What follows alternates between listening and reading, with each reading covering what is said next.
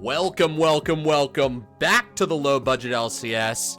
Of course, we're 13 minutes late because if we weren't, then you would be worried about us. So we wanted to be a little bit late. I'm LaChance, and tonight I am lucky enough to be joined by Jurith. LaChance, my man, how are you, good sir? It's such a pleasure to be back with you and the LBLCS crew for what promises to be an incredible commercial division finals. All too true. I'm doing well, and I'm doing well exactly for the reason that you just stated right there, which is the fact that we have a delicious series to chew on in front of us. Now, is Streamlabs being a dick and maybe things aren't going to work exactly the way that I want them to? Yes, of course it is. But that's all right. Who would have guessed? Who would have guessed? And that's why draft is going to look like this on your screen. We're all just going to deal with it. You guys know what these portraits look like. And of course, I'd be remiss to say the two honored teams who have made it all the way to the end of the commercial season. Team Backflip versus Expedition 60. Congratulations to both of those teams for even making it here. A lot of teams in the league this season, and now these two are going to duke it out to be the last. Doing backflips to take this expedition with you, LaChance. It's a best of 5. It promises to be exciting, and we're already seeing the bands coming through. Yeah, best of 5 and fearless to boot. So all of these bands, or all these picks and bans here, are going to have broader implications on the series. Absolutely. Anytime you're in a fearless draft, you're really going to start to dig into some creativity, some uncomfortable moments, some uncomfortable selections, perhaps, and you're trying to pinch the other side. So very interesting to see, for example, Team Backflip taking a big, strong bite out of the top lane options for Expedition 60. Darius, Olaf, Yorick, all gone here in the first round of bans, while Expedition 60 decides to spread the love around a little bit and gets rid of Syndra, Udyr, and Yone. Yeah, absolutely. And that first pick, Misfortune. Okay, and there's the Jarvan. They're going to want to flag and drag right onto an ulting Misfortune right there. Yeah, we're off to the races. No question. And to join Jarvan will be Nico popping in as God only knows what, as some kind of entity on the Rift. Could be a champion, could be a ward, could be a cannon minion. Watch for those cannon minion dives, by the way, LaChance.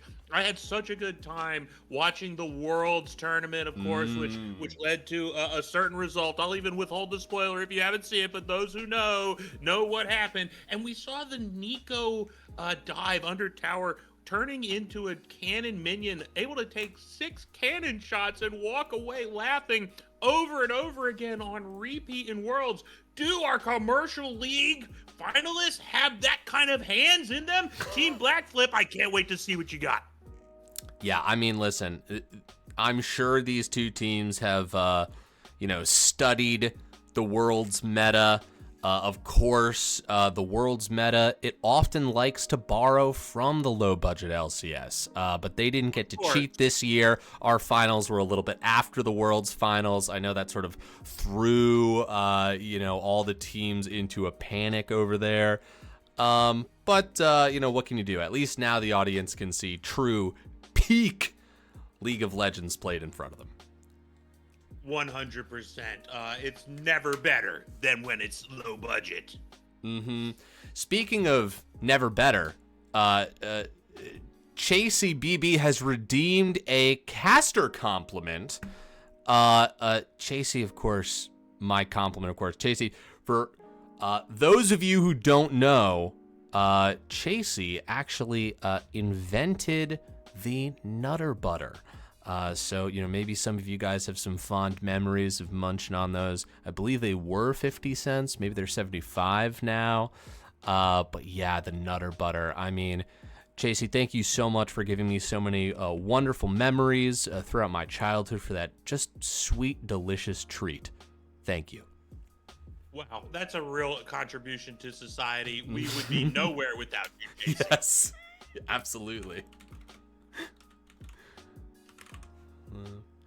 And I will be setting up a prediction for folks soon for those who would like to, maybe an extension of your passion for this series may result in a strong bet of schmeckles on game one. A bit of schmeckles, you say. I think this is an appropriate schmeckle moment, LaChance. It's the finals. What are you saving them for? Get those schmeckles on the table and show us where you stand. That's exactly the kind of attitude that we want our fans, our viewers here to bring to the casino, which is just open. We've got 10 minutes on the clock. Started a little bit early as we can watch the rest of this draft come together. I'm liking the shape of the compositions. I think both of these teams have some pretty strong classic compositions available to them right now. Yeah, no question, Chance. Look, we see a lot of dive options on both sides. We have the Ornn and Wukong Wombo potential coming through for Expedition 60. For Team Backflip, Nico, Jarvan are going to be hunting that misfortune. Now we see the Cho'Gath for Team Backflip, a fantastic frontline wall of an alien, scary lizard monster. Where we've got some really impressive all-around sort of front to back, I feel like, team fight potentials, but there's definitely the opportunity for some picks. So very well-rounded drafts from both teams so far. Yeah, couldn't agree more. As you said, some clear front-to-back options. We got some dive levers that can be pulled as well, whether that be the Wukong, whether that be the Jarvan. So, I like these. I like it when this kind of... and speaking of dive, I mean, Alistair, a classic. Get the cowbell going. Gonna jump in there and knock everybody up. Okay, so what's going to be this last piece of the pie for Team Backflip? They've got maybe...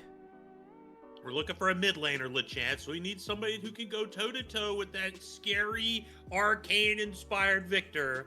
Who do you like in that matchup? What do you like against a Victor mid? Well, they're going to lock in the Mel, and I have no qualms with that at all. I think that's a fantastic pick. Obviously a dangerous one. I mean, honestly, I just couldn't get out of my head. I was like, Poppy would be nice to sort of stop all the jumping in, but Poppy mid, maybe not right now. Maybe not right now. Let's see what comes through in this best of 5 series. We get down to the bottom of the barrel there, LaChance. You might get your wish. But for now, the Mel is in an incredibly strong place in the meta. Such a terrifying champion, has a lot of CC, all the range you could ever ask for, and of course, the chance to burst down your entire team if you tangle with her for too long. So I really do like that pick. Also, just imagine Mel reflecting, let's say, an Ornn ult. How would that look, LaChance? Or a few bullets from a MF bullet time. Oh. I would really like that pick. It's scary. Yeah, absolutely. Heads up to Kerrigan here, who is predicting the 5-0 angle in this best of 5 series. That would truly be legendary for one of these teams to win 5 games in a row, as the series will terminate after a majority of games have been won. But if either of these teams can win 5 in a row, I mean, we will have to award them. We'll have to create a higher honor for just really breaking the system wide open. Just transcending the rules, the structure, the intent, everything. It's like ascending like the new League of Legends champion. That guy looks like he's ascending like crazy, right? Yes, he's ascending all over the place. Another Darkin to get in there in the mix. I believe, right? Is this an Aatrox relative? I watched part of the trailer, but I'm not completely hip to the know-how on what this new guy is. I also, it's a little opaque, but it seems like Aatrox and Xin Zhao collabed and maybe adopted somebody, and this is the result. Oh, that's beautiful. I'm so happy to hear that Xin Zhao and Aatrox have finally adopted a wonderful giant fighting monster child. That's fantastic. Exactly. And what every parent dreams of course. Exactly. Hey, kids are forces of nature. And I think, is that represented ever better than in that Champion release trailer? I don't think so. So true. It's so true. And they're also well-known, children are, for coming back to life after their deaths. And this Champion really encapsulates that. Exactly. Classic childhood motif. Lunar Day taking a moment to roast me for putting ketchup on steak, which I don't do anymore. I did at one point. God. Hey.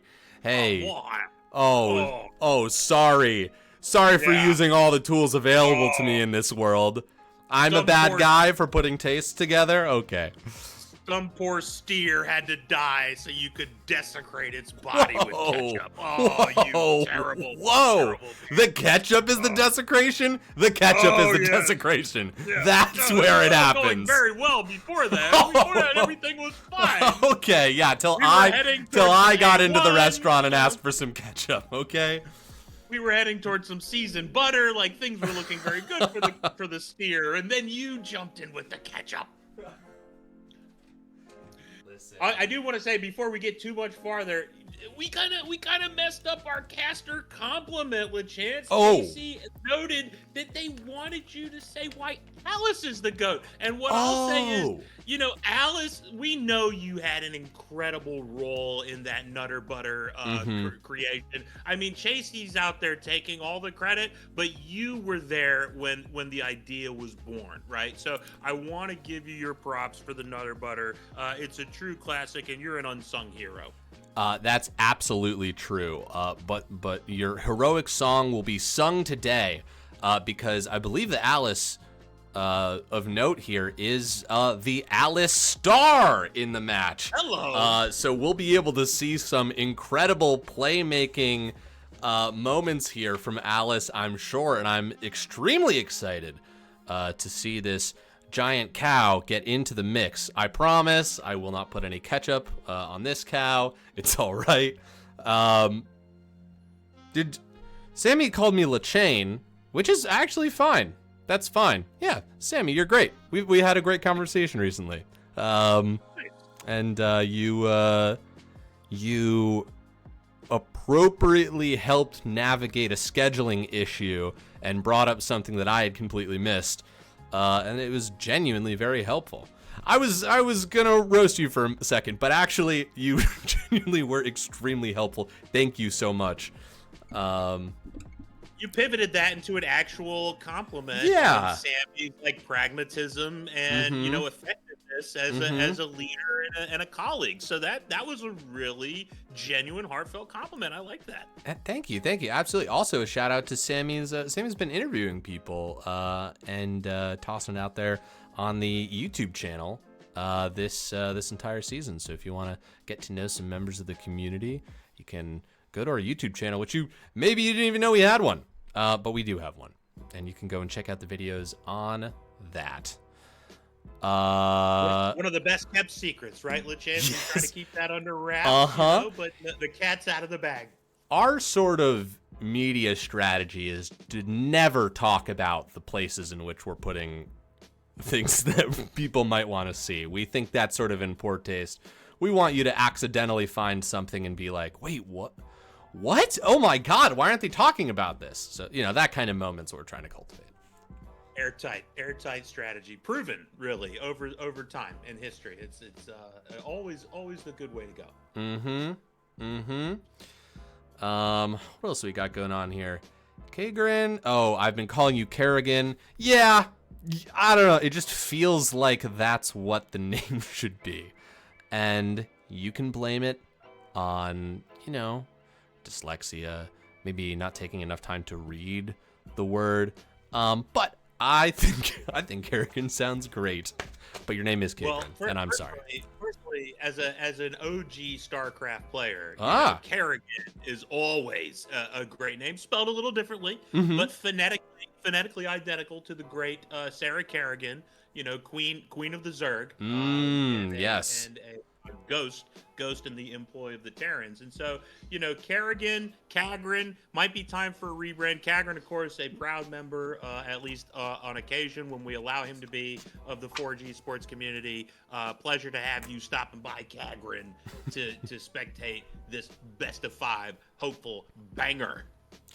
At least somebody will be saying names correctly on this cast. Okay, so the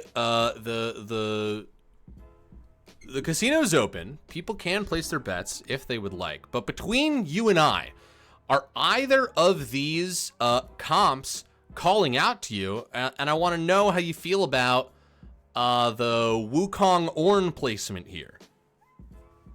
Yeah, I just gotta, knowing absolutely nothing about these teams, LeChance, which is exactly what you want from your championship round cast. Yes, absolutely.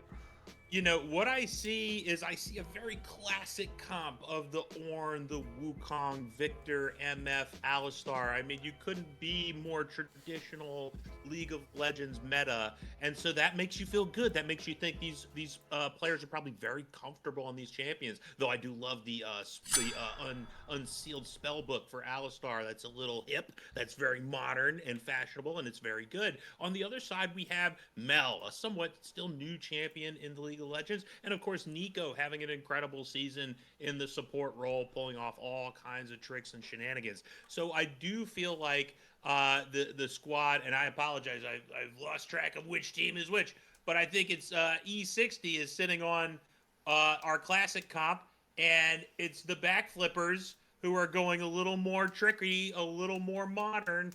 I gotta see how the hands work, but at the moment I'm favoring the Expedition crew. Yeah, I can absolutely see this. I'm very I just wrote down the names in the wrong order. But yeah, listen, Luffy on this Wukong here. Oh, okay, interesting. I guess it just had it lined up. So listen, spectator clients, sometimes this thing, it's a whole fucking deal. Okay, so Wukong is in the jungle. For some reason, I thought that it was going to be in top lane. All right, I'm stroking out. Listen, don't worry about me. We're here. We're into game 1. We're about to get into this shenanigans. And it looks like we have got a 5-stack that's going to be running out here. Team Backflip looking to cause some trouble, it seems. Well, let's see.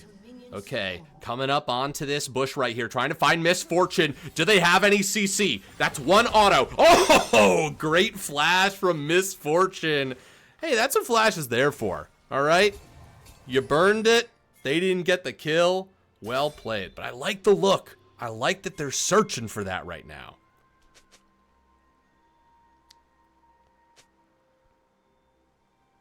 And now back to the lane assignments. Bleep. Oh, LeChance, I've been on mute for I don't know how long. It's That's so hilarious. sad. So much good content has been lost. Oh my goodness. Listen, it's an incredibly nice swing by the Backflippers. That MF flash is so valuable. She's now pretty vulnerable. Look for the Jarvan to be pathing bot to see if they can exploit that early summoner down for several minutes to start this game. Yeah, they've got one surefire plan in their pocket right now. I love this double Caitlyn experience right here. Alice, oh my god, very nice. Getting Nico into a turret shot range. Incredible. Already making plays and forcing a flash to be burned, but I enjoy Lowell just continuing to auto. A lot of those from the bush, getting some of those headshots locked and loaded a little bit quicker now. All right. Alice on Alistar showing the name lore coming through. What a beautiful engage at level 1. Setting back Nico, not just their health bar, but also the flash. Nice equalizer there in the bot lane. Yeah, absolutely. Getting some levels down there as well. We're just going to watch a little bit of farming up here in the top lane. Kind of take a tour throughout the rift, see what's going on. Now, where do we think... It does look like both junglers are going to show up at bot lane around the same side, or around the same time. I think you're probably right that they're going to be trying to exploit these flashes, and each side does have a flash to be exploited. Oh, I just realized I want to get those things up.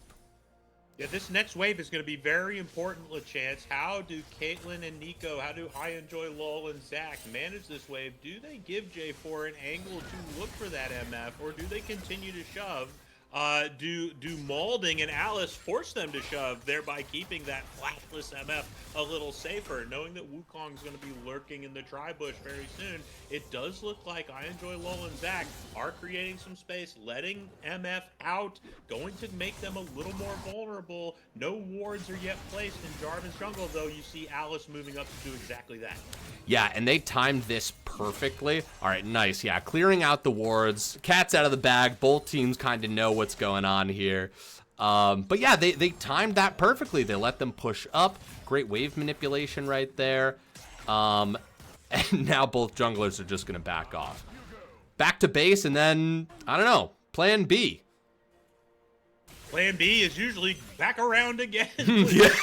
Yep, get some more farm. Time for a few more camps. Wukong needs to pick up that top scuttle and should be able to do so. Might take a little peek at that Cho'Gath, who's pushing pretty hard into the Forge Lord in the top lane. Yeah, maybe, I mean, health bars are looking pretty meaty up there right now, but the mid lane, oh, just both of them slamming each other with abilities. Almost no mana on either of those mid lane champions. I saw Bear. What's up, Bear?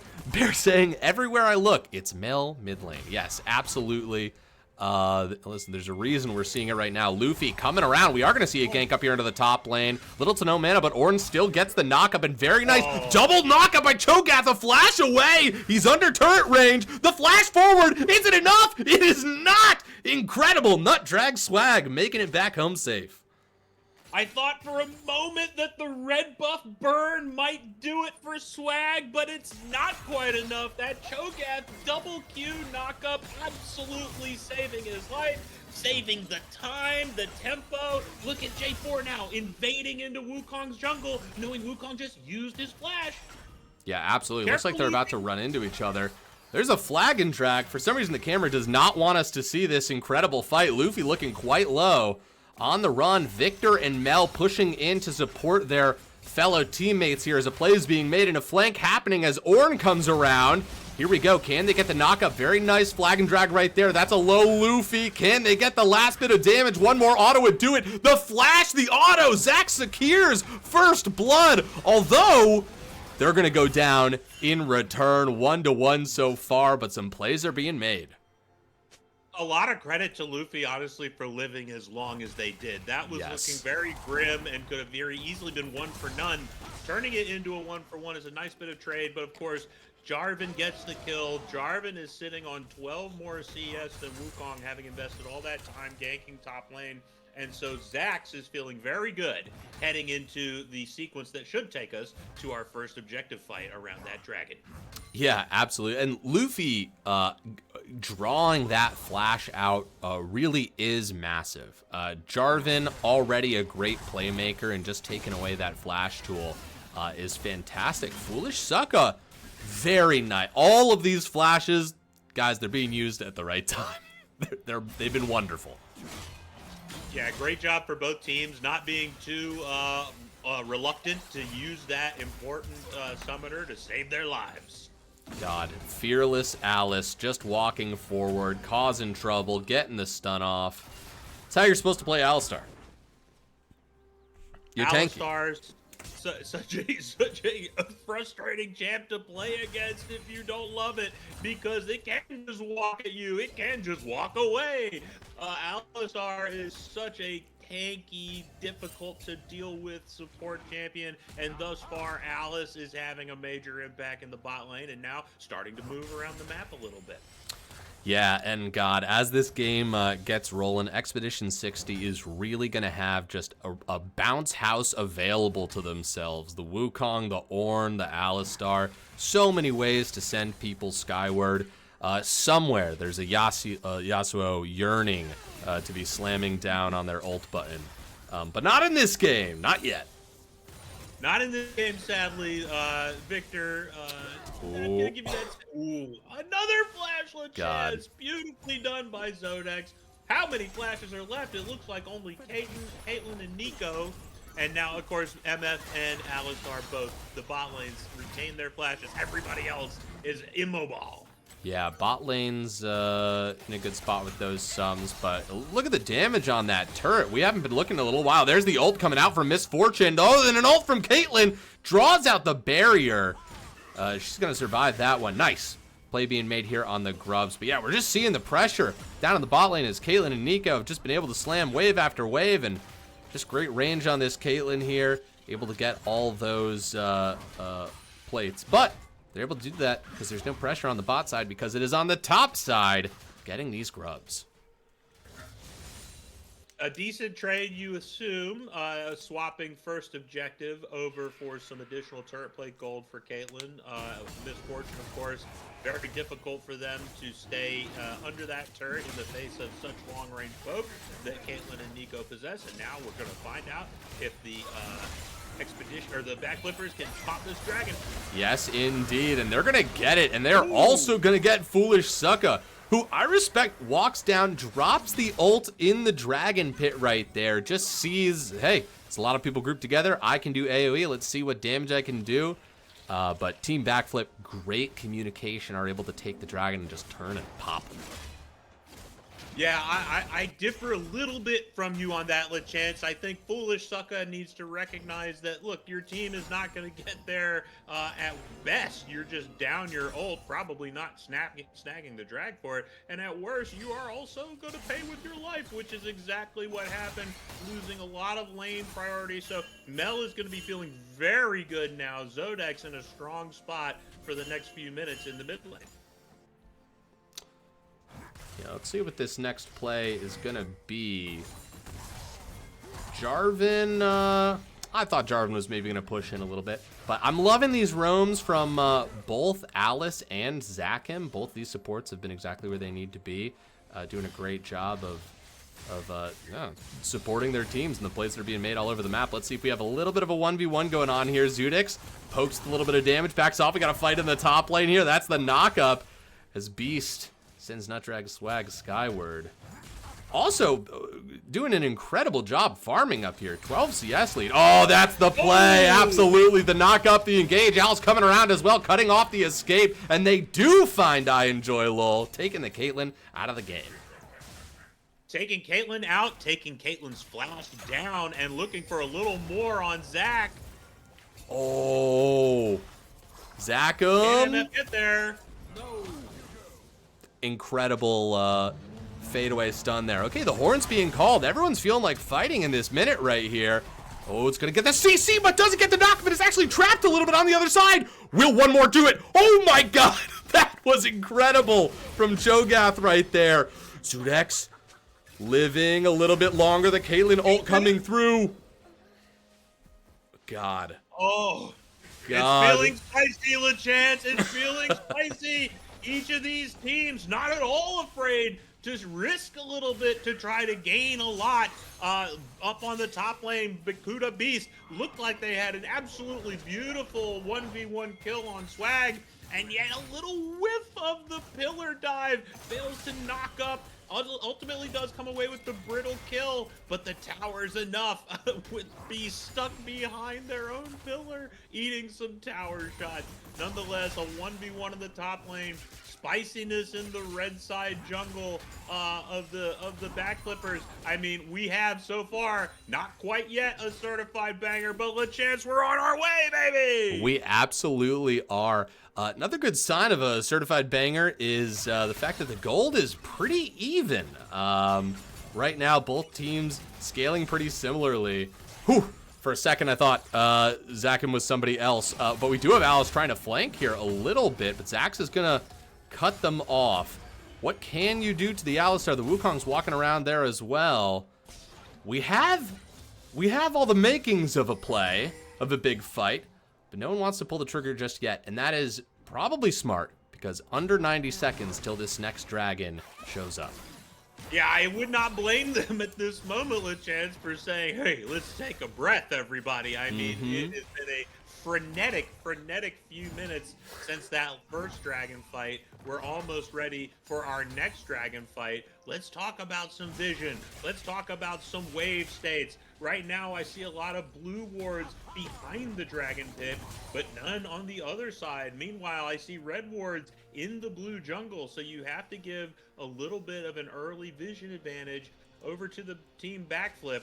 Meanwhile, the waves are looking pretty good for Backflip, getting towards that bot side. I believe Misfortune is in need of a reset, and so we'll be a little bit later to helping secure that bot river vision as Caitlyn and Nico reemerge on the map. Yeah. Yeah, absolutely. Whew. But listen, I mean, Alice pushes up, gets some wards, waiting in that bush. They've got it secured now.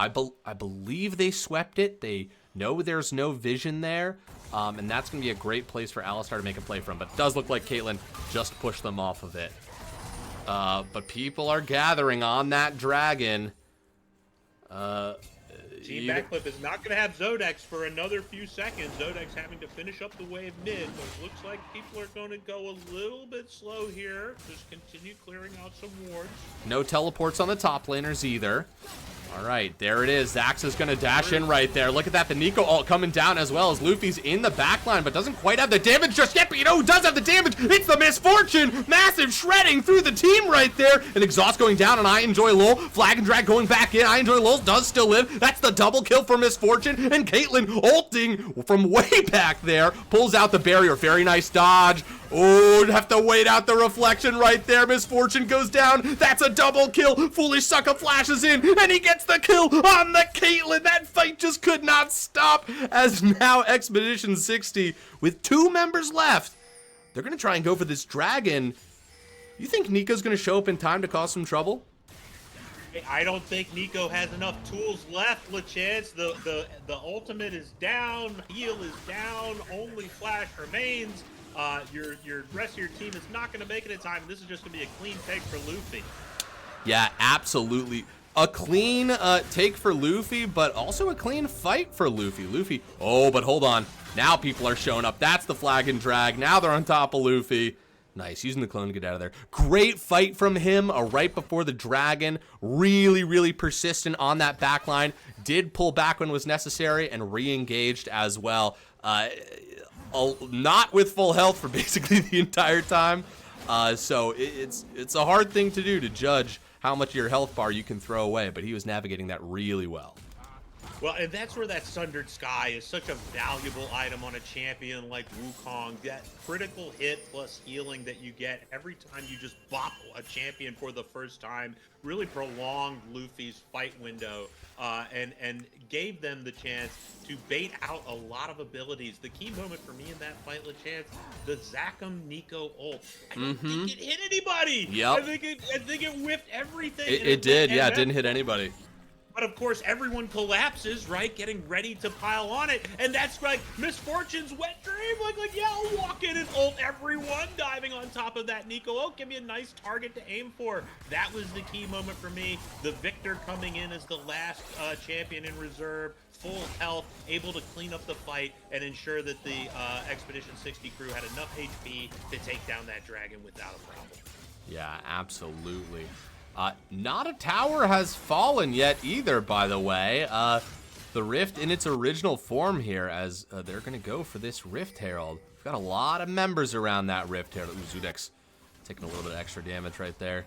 All right, Zax's walking up. Alice doing a nice job playing defense in that bush. Now a fight maybe going to kick off right here as Wukong ult's going to go, and there's the Misfortune ult to be layered on top of it. That's their classic shake and bake, folks. That's what we're going to see all game. Nice, second charge just being used to farm a little bit on this Rift Herald. But nice, short, clean, easy.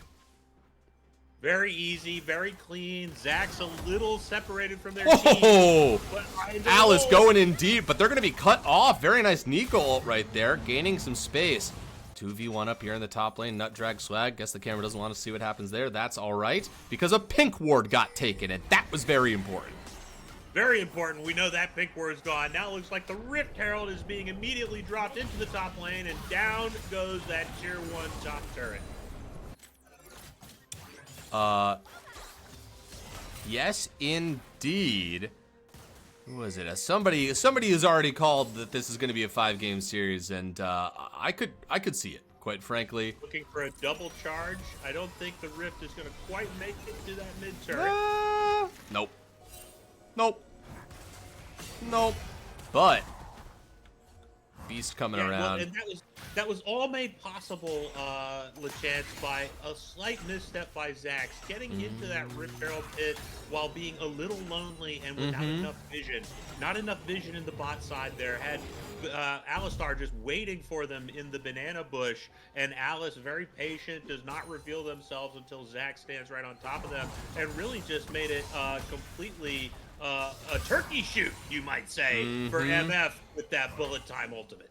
Well, hey, they say patience is a virtue, and finally I can see why, because Alice is so patient in those bushes, just really picking the perfect moment. I imagine that is just going to be the play. If I'm the other team and I've caught wise to this, I'm just going to assume that the bush I haven't walked into yet does indeed have Alice in it. Well, and that's championship level League of Legends, right, LeChance? You cannot assume any bush is clean unless you know it's clean. You must assume eyes are always on you. Yes, indeed. Some nice confidence there from the Caitlyn. They were like, you know what? I'm just gonna shoot you a bunch. I actually don't think you can kill me, Wukong. Yeah, really bold, if you will. I enjoy Lowell, clearly very comfortable on the Caitlyn, knows the limits of the champion, very capable to just, do that little snap back and stay away from that frightening Monkey King. Yes, indeed. Thank you, Tiny Hands. I'm currently being roasted for having at one point in my life put ketchup on the steak, which, I don't do anymore, but I do love ketchup. Ouch. That's the kind of sin that follows you, LeChance. You don't get to just walk away from that and say you performed. I'm haunted every day. Look at this!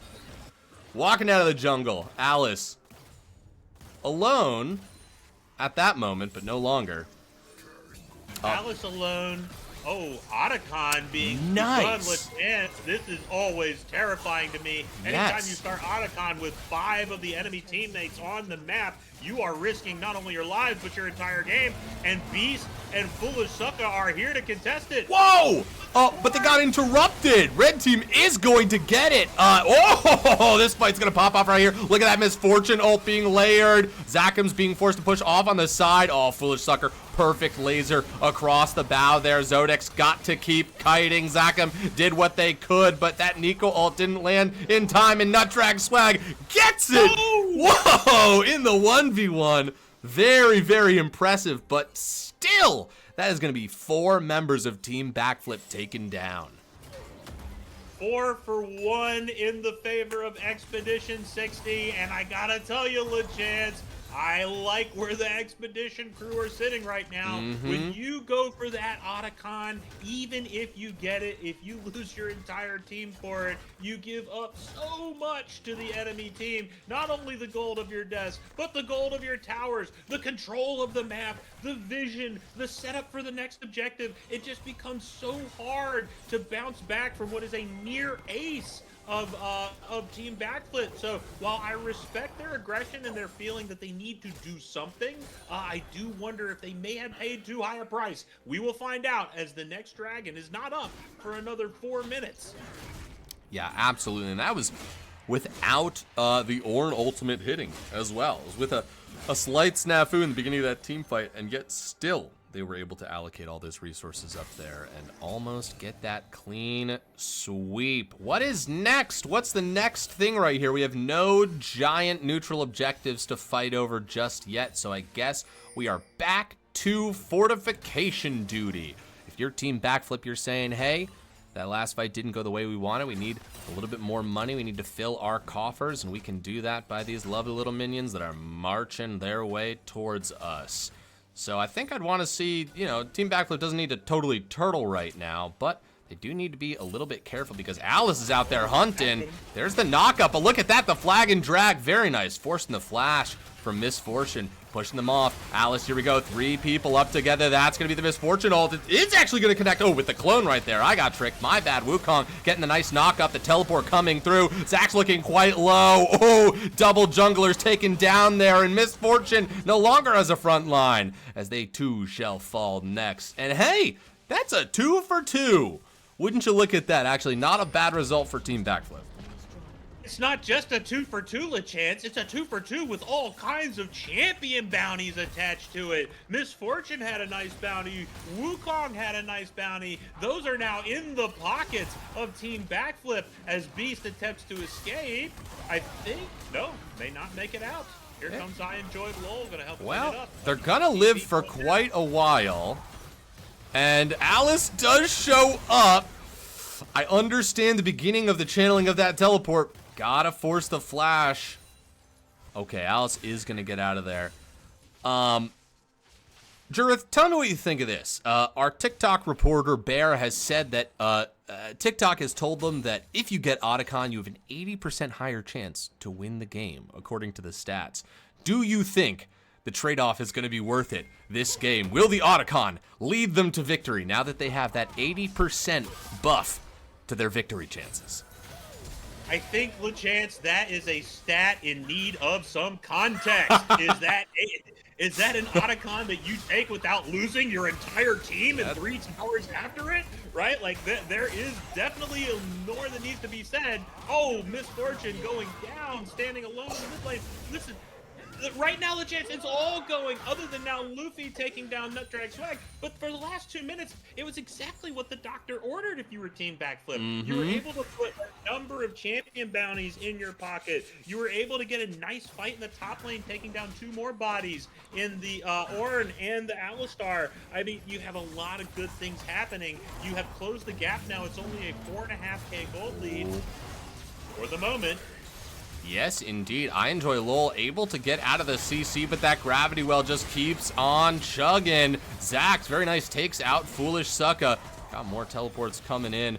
Once again, outnumbered. They're able to force down this Ornn, and I mean, you know, things are not going too bad, as you said, for Team Backflip. They are pulling it up. Still down 3K, right? But now we have the next test.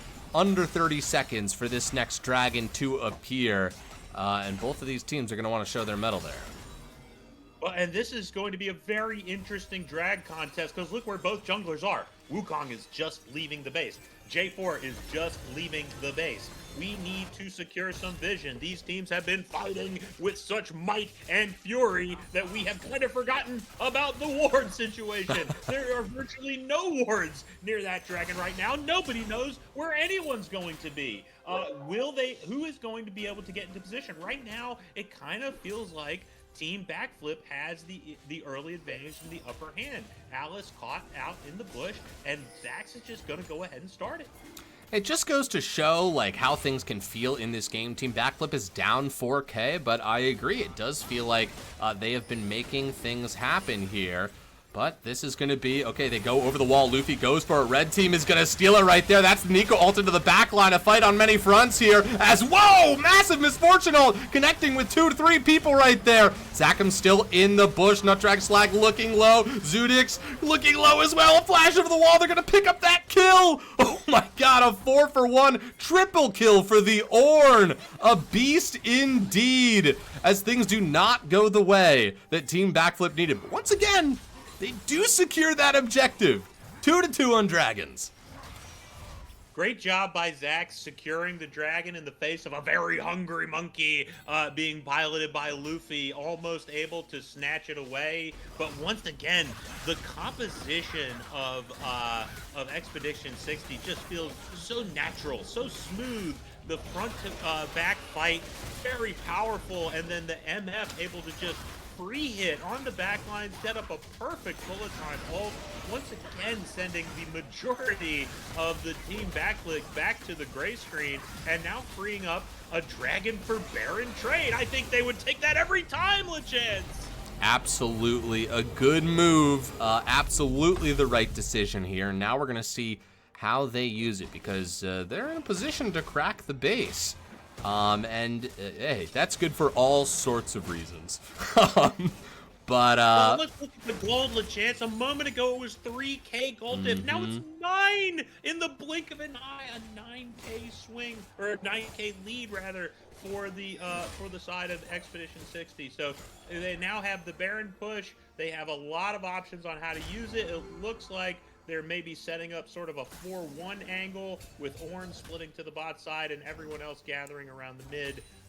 Let's see if the Backflip squad can find a pick here, because I think they need one if they're going to slow this push.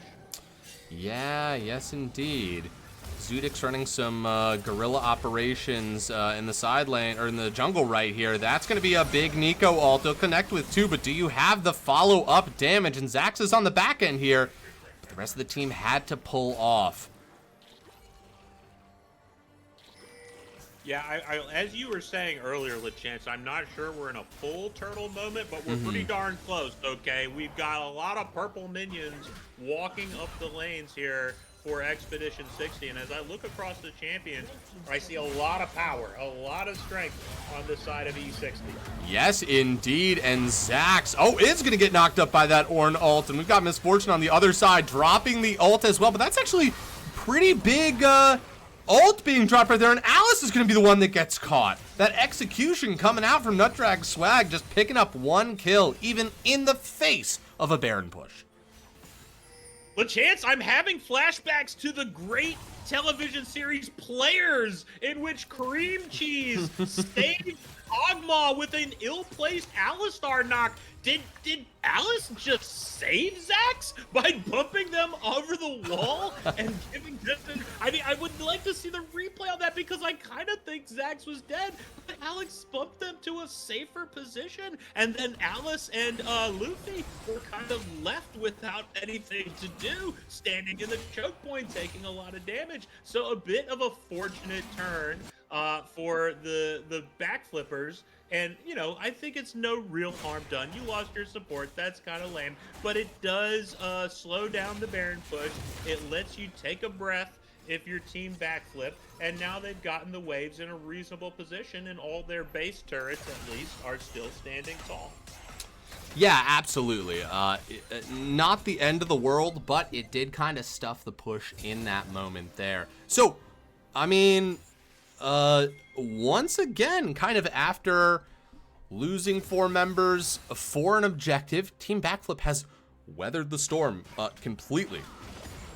Now, they still have a bit of a hill to climb here, especially because as these next objectives come up, that gold lead bigger and bigger as it is. Okay, Luffy. Very nice clone work. Very, very nice clone work. Nice flag and drag here onto the Ornn, but now it's going to be the Caitlyn who is aggressed upon, as Alice is doing everything they can to knock them up. Great Misfortune ult right here. Going Goldem. Zakum keeps themselves alive. The pop from the Mel. It's picked for a reason, and we saw it right there. Other end of the team fight. They're able to take out that Caitlyn. 2-1. 2-1 right there. Lots of important cooldowns burned in that fight. Beautiful, beautiful amount of damage layered on by Zodex, understanding the need to get that Misfortune off the map, as they are doing so much work. Malding doing a tremendous amount of work on the back line with the ultimate. Unfortunately, I do think the 2v1 is going to make it pretty difficult for Team Backflip to contest this dragon, and it looks like they're understanding that and going to just look for value elsewhere, while the third dragon, the Soul Point dragon, is claimed by Expedition 60. Yes, indeed, putting themselves in a fantastic position here. Yeah, I think I'm thinking about the things that need to be done by Team Backflip in this moment. And you know, certainly. One of the things that comes to mind here is, I think if you can bait out maybe a bit of like an overextension from Expedition 60, they have this incredible wombo combo. If you can tempt them into sort of like mislayering the abilities, you've got a much better chance. And the real question is like, can you maybe offer them up like Cho'Gath, somebody who's got who can take it, who can maybe take it for a little bit, and then slam in with a massive counter engage. I don't know. I don't know what's being talked about in comms, or how do you think they can win these team fights? Well, I think you're on the right track, LeChance. It's some kind of set play at this point. Once again, we've got some nice bounties on some champions for E60 that can be claimed, Wukong in particular. So I like the notion to have Cho'Gath be sort of the dangling bait that calls the T-Rex. And hopefully you answer with your Mega T-Rex or whatever the hell the next level beyond T-Rex was. I think that's one way to go about it. I think the other way is to try to just hunt with that Nico ult, hunt with J4 in a bush, and generally play around that Mel. Right now, Mel is your carry. That is the champion most able to do a large amount of damage and burst the enemy team down quickly. Not a lot of MR available for E60 other than on the Ornn. So if you can get a really nice Mel combo off, fronted perhaps by J4 and Cho'Gath, that could be enough to turn one fight, and it might be only one that they need. Mm-hmm. Yeah, as the game goes longer and longer, we've all seen it before, you can get to that coin flip possibility. But still, 10K gold lead at 33 minutes, you are not there yet. At this point, you got to win a couple of fights in a row. Yeah, Baron and it probably takes some mistakes, LeChance. I mean, it realistically does. And so you have to be patient. Let them make the mistake. Oh, fantastic dive going on onto Zodiacs right there. I do love that they went for that. Zodiacs is able to survive it. And that was Wukong Flash for no subs by Zodiacs. So a pretty nice resource trade. Yes, indeed. Flag and drag in onto Foolish Sucka, who's also forced to go golden. Team Backfight may have sensed the opportunity as they're going to engage right there. Misfortune looks for a great angle on that ult, but is going to be aggressed upon. She does have to back off. Now Luffy's out of the fight. Team Backflip has the upper hand in terms of numbers right now, but a lot of low health bars on the side of Expedition, on the side of Team Backflip. That's going to be a second pick and a shutdown for Caitlyn. Team Backflip are getting exactly what they need. It's not the caster curse, LeChance, it's the caster prognostication. It was a beautiful find. Zax having just enough health, just enough shield, just enough cooldown to both start that fight, force out the Misfortune ultimate, force out the Victor Zhonya's, and ultimately escape, leaving Wukong with no flash, having tried to take down Zodiacs and failing, vulnerable in that fight, leaving Ornn Beast all alone, and now allowing Team Backflip to take down a Baron. So 2 kills with some bounties and a Baron for Team Backflip. They have just closed a 10K gap and turned it into a 5K gap. It's the first step. It's not the last step, but it's a big one, LeChance. Beautifully done by Team Backflip. Indeed, we are but divine augurs, as we did foresee the future, or one of its many possibilities. And yeah, I mean, listen, that was another part of it. It's not going to happen in one fight, not at this point in the game, but now the Baron is on the other foot, so to speak, and we've got a dragon showing up in under 30 seconds, and if they can get a pick of any kind, perhaps here on the cow themselves, that's going to be great for them. Now they've got Baron, now they're going for more. Team Backflip.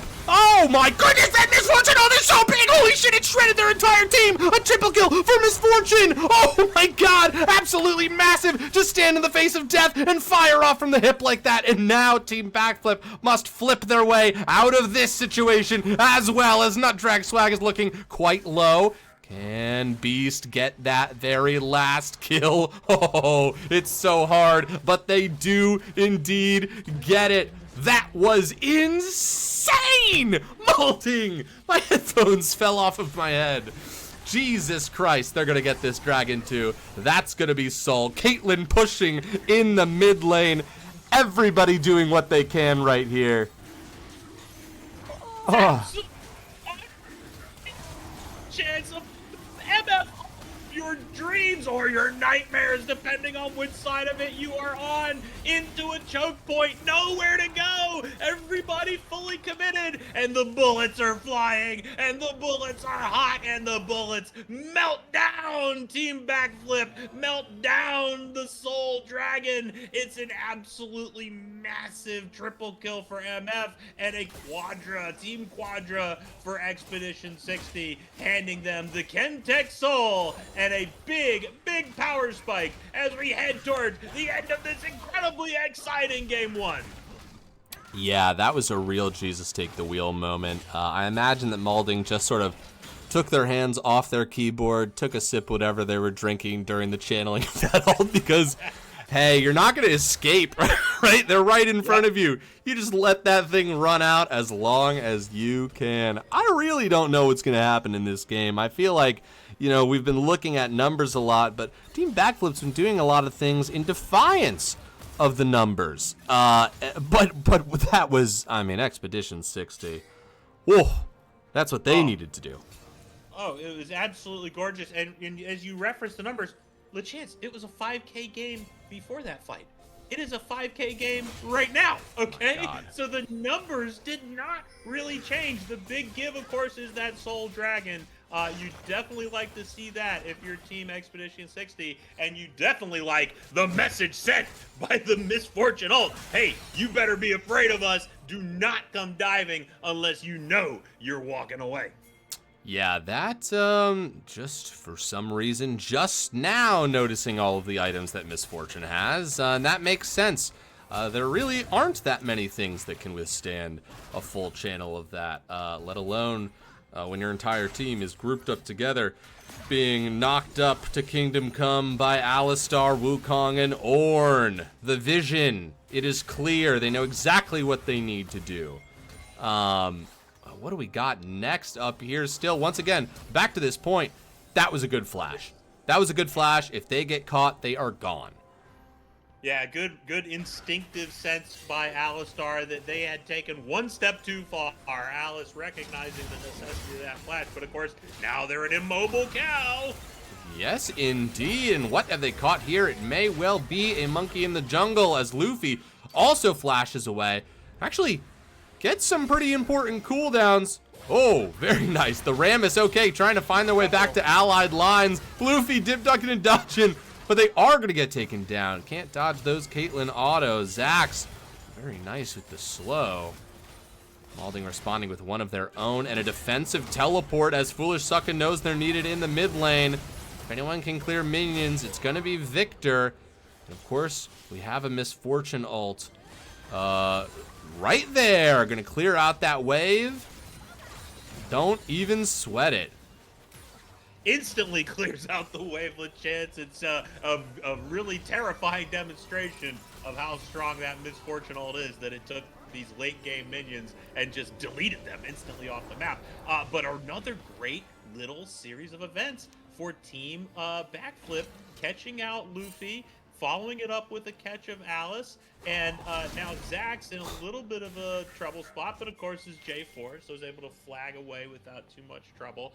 You get the sense, LeChance, that both of these teams can feel that it's right there, that they need that just one or two little things to turn their direction, and then they win. But I feel like it's causing each team to take a little extra step in a few situations that they would like to have back. Can they stay restrained? Can you stay calm and focused and not go for the home run, but find a single or double? That might be all you need to win this game. Luffy, once again, getting looked at by the entirety of Team Backflip. Yes, indeed. Alice on the front line, very nice. Popping that ghost, dodging that knockup.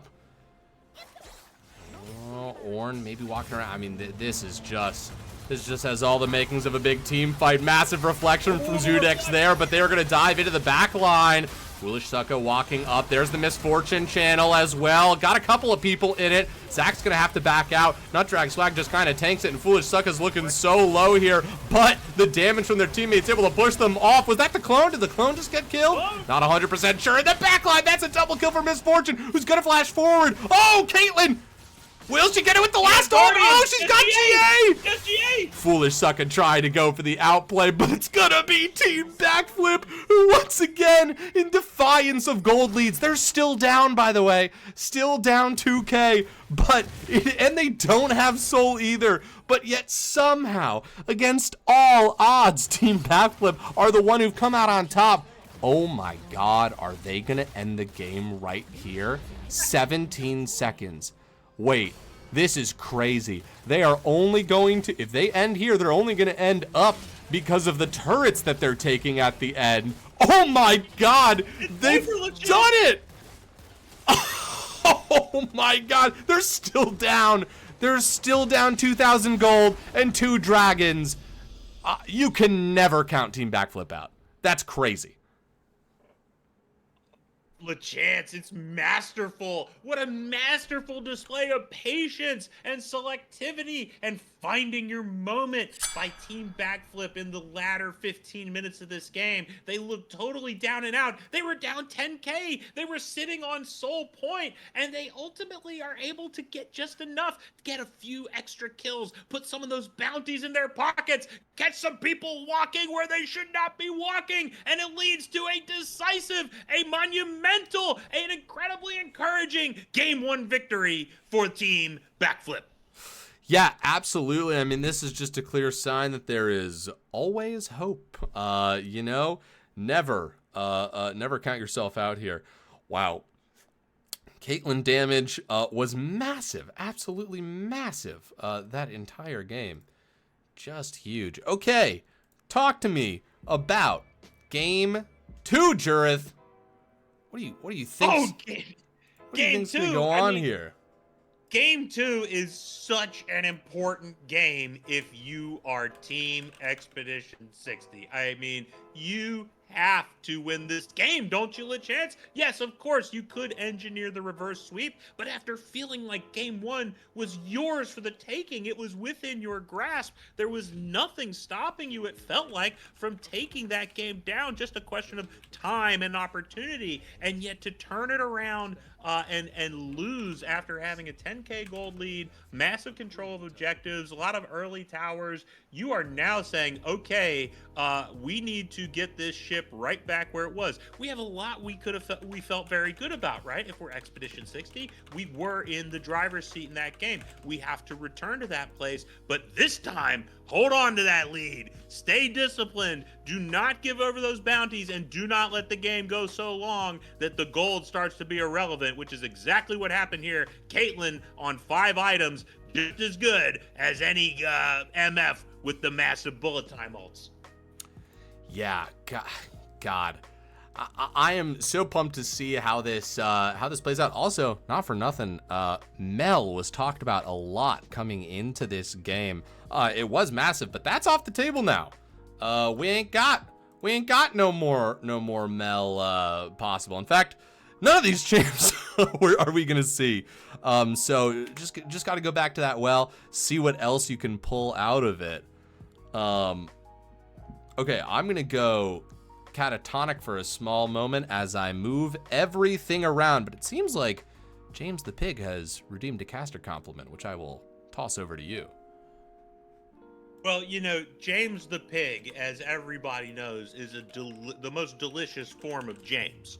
You know, any James is good, but a James the Pig, I mean, that is succulent, that is you know, rich and meaty. We like James the Pig smoked for about 14 hours over some cherry wood or apple. And James, you know, just can't wait to have you over for dinner. Beyond that, I mean, it's an incredibly massive boost of confidence if you're Team Backflip, right? After that Game 1.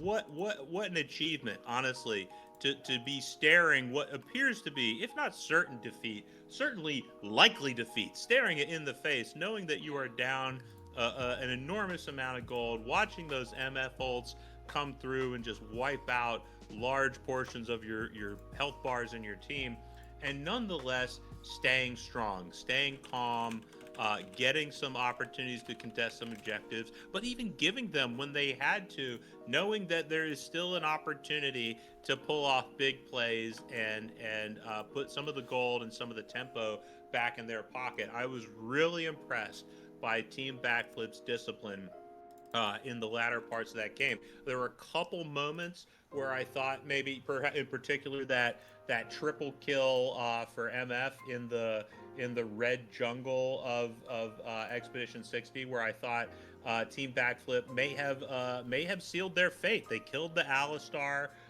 and think, okay, we're now 5v4. We're about to roll through and cap a soul point for ourselves and maybe the entirety of Expedition 60 team. And instead they get wiped out and lose the soul for the game. And yet they were able to come back from even that. I mean, so many moments where a lot of teams would lie down and die, or just say, look, it's a best of 5, this one's gone, let's be calm, let's lose with some grace and some style, but recognize that this is going to be a difficult one for us to win. Team Backflip never gave you that impression at all. Always seemed like they had a plan, they had a vision for how they could move forward in the game and be competitive and try to seal the win, which they ultimately did. So if you're on Team Backflip, you are sitting there right now saying, okay, there is no amount of adversity that we cannot handle. And that's incredibly empowering for any group of players who have gone through such a long season and a competitive season as these players have. I could not agree more. And we're going to see what they bring to this next game in the draft right now. I'm fascinated to see what picks they pull out. Team Backflip just locking in this Ziggs. I love it because we just saw them win off of a breakaway, off of a fight, and Caitlyn was ripping through towers. I love having something else that can rip through towers, and Ziggs absolutely is that champ. Whereas on the side of Expedition, the Kaisa, the Nocturne, I mean, that is a deadly duo right there. Not just because the color palettes work so well together, no, because both of them can cross large spans of distances with but a single step and place themselves right next to you and deal a tremendous amount of damage. So that Ziggs is gonna have to make sure that they've kept their head on a swivel. Is that? Could it be? Could it be? Oh, is it? It is. The Braum. Okay, but now doesn't this say, LeChance, that Ziggs is probably going mid? Because Ziggs is not what you think of as an ideal partner for Braum, who loves to get his passive stacked with some high-speed auto attack from his lane partner. So I'm interested to see whether Backflip is going to try to hold this Ziggs as a flex. No, they do not. They go ahead and declare it's a Ziggs mid, it's a Felios Braum in the bot lane, a very potent bot lane combo as well. Yes, absolutely. God, Aphelios. Saw the trailer for the champ. I was playing a lot of ADC at the time. I was like, I'm gonna master this guy.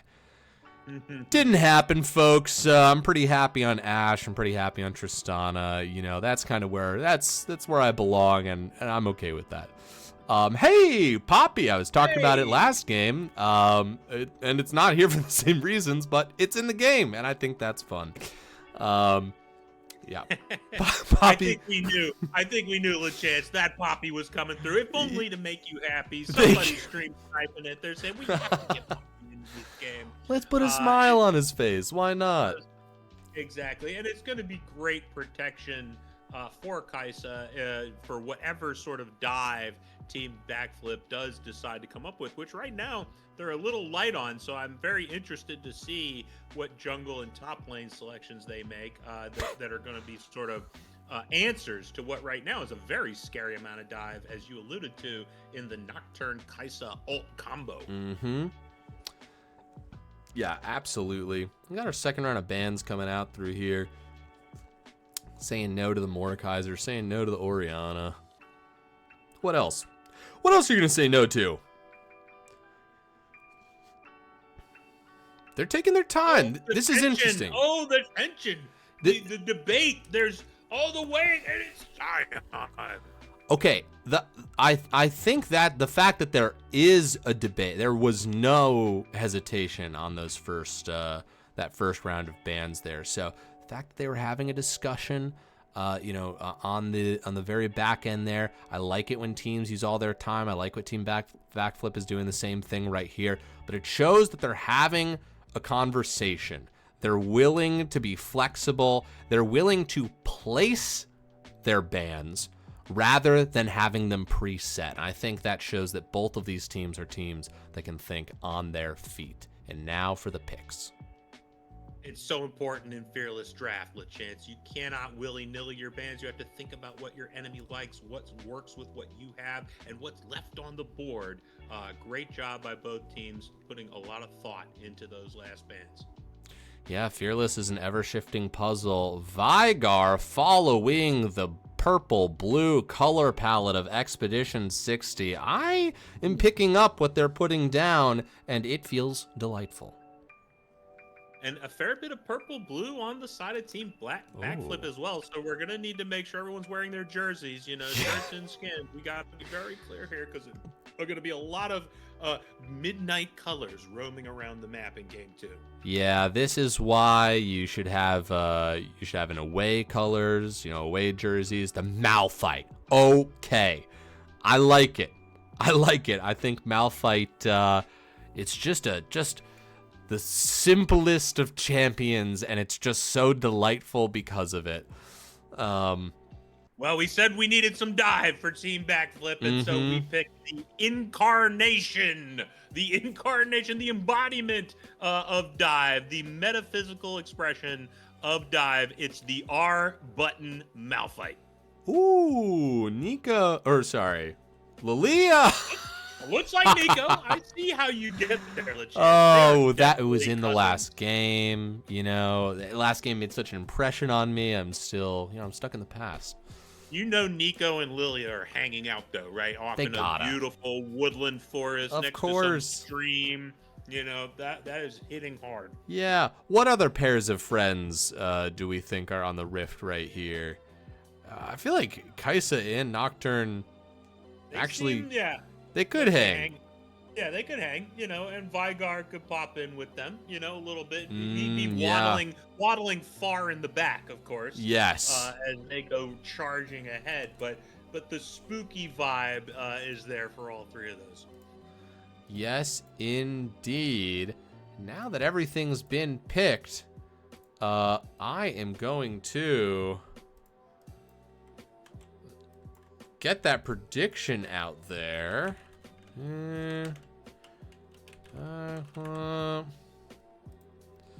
I forgot to check exactly how much people won last game, but here we go. Game 2. Drop those bets in. Lunar Day asking what the blue gun is called. Attempting to accentuate my shame. Yeah, you caught me. I don't know what the blue gun's called. It's the blue one. Okay? We all know what it does. We know what it looks like when we see it. Why does it have to have a name? Thank you. That merely is a rose by any other name would still hurt as much. Right? Wow. Beautiful. Oh my God. Oh my God. Infernum is her name. Okay. Infernum. All right. Good to know. Okay. Incredible. These athletes are ready to get this game rocking and rolling. Fake ADC player. Would a fake ADC player be able to tell you that Ashe has an ability that goes out in a cone and it slows people? And I don't know what the name of that one is either. These are the insights you can only get right here on the Budget LCS cast. So low level, you're not even sure if he's played the game before. He's only got about 800 games on Ashe this season, but what is that ability? Who knows? It's not important. I'm a doer, not a sayer. Absolutely. Yeah. Right there with you, LeChance. Okay, I get that. Listen, Ash does build Thornmail. We've all played the tutorial to League of Legends. We know that Ash builds Thornmail. It's the recommended build. Come on. Yeah. Well, I'm going to do a quick shout out to my good friend Sovereign, who is a bit of a chemist, a bit of a chef, likes to cook up some interesting builds, and he would tell you, loyal, low-budget listeners, that you should try experimental hexplate on your Ash the next time you're sitting in normal queue looking for something new to try. You might be surprised with the results. Very cool. Very good to know. Yes, Lunar Day. I did know that they were removed, and I just wanted to prove to you that I knew something about this game. Just one fact. Just one. I'm content. All right, so we gave our broad feelings on comps before last game, which, by the way, I think we were wrong. I think we were complimenting Expedition 60's comp, which actually I gotta say, both teams played great last game. Like, that was both teams. Chance, come on, that's too self-critical, okay? I think we said a little more traditional, a little more evident how it was all going to fit together, and I think for the first, 35 minutes of that game, it did a lot of what we expected it to do. Listen. But the real X factor was that Caitlyn scale, that J4 scale. Mm-hmm. I mean, they had so much power, and of course, Mel doing a lot of work in some of those latter third fights. It was really, it was kind of, I feel like, decision-making in hands even more than it was comp by the time it was all said and done. You are right. That is a much more even-keeled description of our prediction. And the scaling really did come out. But what do you think of these cons? What do you think about the meal that's been laid before us here? Well, let me tell you what I see as sort of the evenness as Zach M hovers the Renata just to make us all freak out for half a second. I see two short-range ADCs with two dive-stopping tank supports. I see two wave-clearing mid laners who are probably just going to trade even for even. And then I see some things that I don't quite know how to handicap. Lilia and Nocturne, very interesting face-off here. Nocturne, of course, is going to be wherever they want to be after level 6. Lilia is either going to have to be pushing the envelope and creating advantages that Nocturne has to respond to, or coming in with that max speed passive queued up to react and move things in opposition to the plays Nocturne makes. I'm going to be keeping a very close eye on the farm in the jungle. In the top lane, I don't know top lane LeChance. What the hell happens in a Malphite Gwen matchup? I don't know. I assume Malphite still gets to throw Q and walk away whenever they want, but does Gwen's R and Needlepoint make that a problem as well? I just don't know. I got to throw that out to you in the chat. Yeah, I couldn't tell you either, but we have an expert fill us in on that matchup. I just gotta say, justice for Bear and justice for TikTok, because 80% chance to win seemed to play out. The Otacon, Team Backflip did it. They got the Otacon. They lost 4 members. It seems like, and I'm just basing it off of that one game and one anecdote from a guy who said he saw something on TikTok, but it does look like if you get Otacon, no matter what happens to you, you have an 80% chance to win that game. No matter how few dragons you have to make the Otacon do anything, right? I mean, I don't know. I would thank like you, to Jurith. interrogate the No, statistic. Jurith, you're right. My takeaways are: the dragons, worthless. Barons, worthless. Farm, worthless. Gold, worthless. Otacon is everything. And that's a fact. GG. Take it to the bank. Oh, and you're allowed to throw your entire team over to the other side. Yeah. As long as you take the Otacon. You will win the game. You heard it here first. I have no other data point to build off of. So it is anecdotes are are the most persuasive form of evidence. Yes, as we all know. of course. Of course. I had a vibe from the person who told me this thing, so it's true. Come If on. it happened once, it will happen every time. And that's how things work. That's how I live my life. It's hard. It's not a good way to live, but here we are. But you're still here, right? So, it's my God, it's working. all paid out so far. Yeah. Why change Exactly. horses in midstream?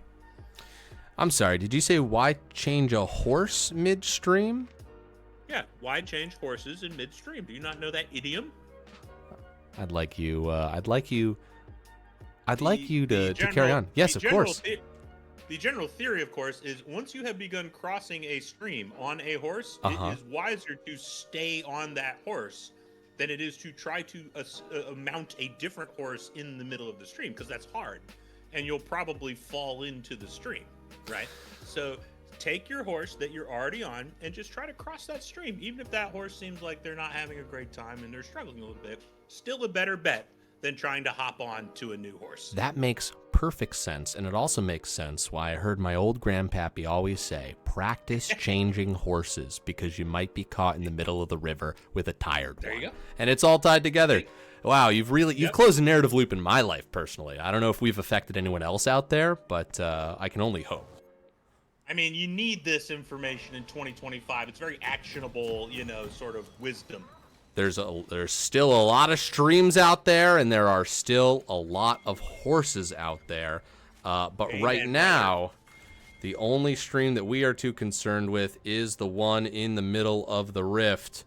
Oh my God, my computer's freaking out. Hold on.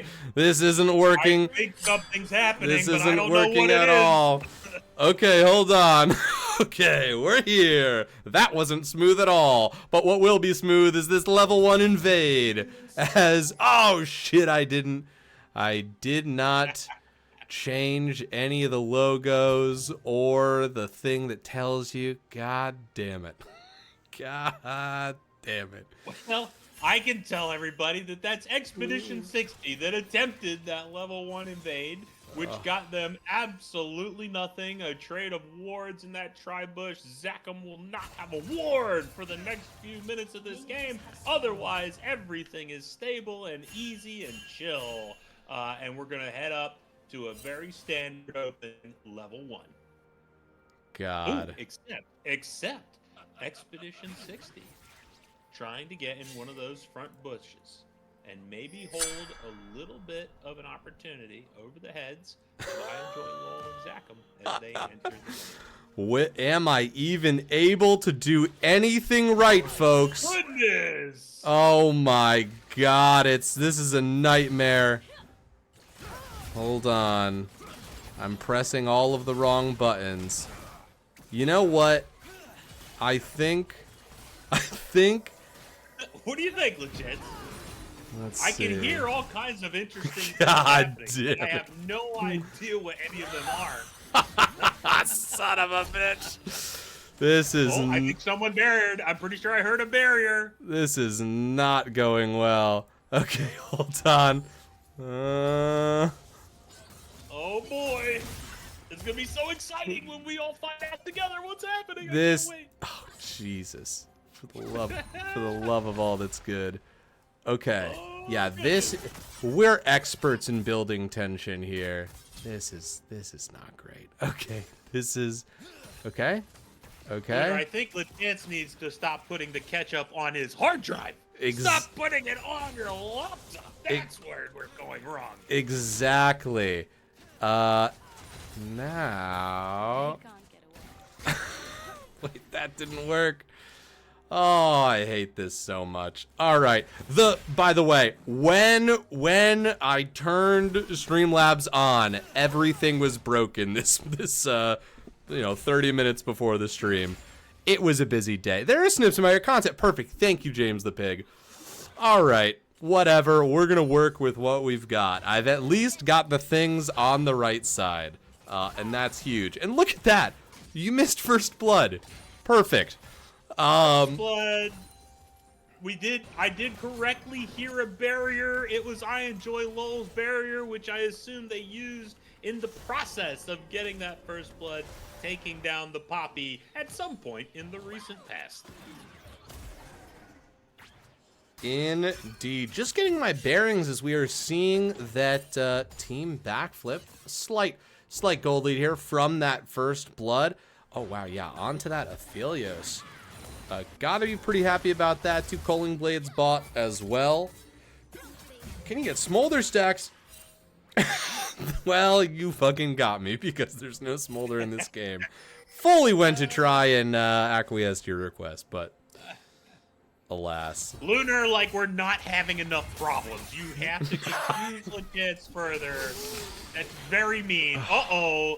Kaisa's in a bit of trouble. Ooh, just enough distance to avoid further passive stacking, but Swag is getting just snipped to pieces by Beast on the Gwen. Yeah, we were wondering about how that top lane matchup went. I don't think we got a concrete answer here. I do believe one person, yes, it was Lunar, says Malphite wins till 2 items. That prediction is aging quite poorly. Yes. Beast is piloting the champ well. Also, now speaking of stacks, there will be Vigar stacks, which will become quite important if we have a long game here, because that's one of those pesky, infinitely scaling champions, and one of my favorites as well. Do I know the names of the abilities? Nah, not really. Let's not embarrass ourselves any further. Better not. We've done enough damage. Thank you. I do think we need an early mid lane farm check though, because look at that Zig CS. Zig sitting on what you might call almost perfect CS here at 5.5 minutes, almost 20 up on the Vigar, who you also think of as a very strong farming champion. So Zodex clearly very comfortable on the Ziggs, and now with the teleport back into lane is going to pile up a whole lot more. Yes, indeed. Vigar walking out of lane right here, wants to help out Nocturne sneak this dragon away. Oh, very nice headbutt right there, and just a lot of fantastic sparring down here into the bot lane. That's going to be some CC landing onto Alice, and that's the exhaust. A flash forced away as Alice does go up, and now they're going to pull down because a flash away. The Kaisa in trouble. Malding has the speed up just enough to get out of range there, but Aphelios and Braum, an absolute terror down there. Yeah, the power of the Braum passive coming through very clearly. Zakum getting the marks down. I enjoy LOL stacking them high and having both flashes from both enemy bot laners. The Braum Aphelios are going to be in a fantastic spot here for the next several minutes. It's so good, Nocturne has to just sit there to soak up some of that XP. Yeah, can't let it go to waste right now.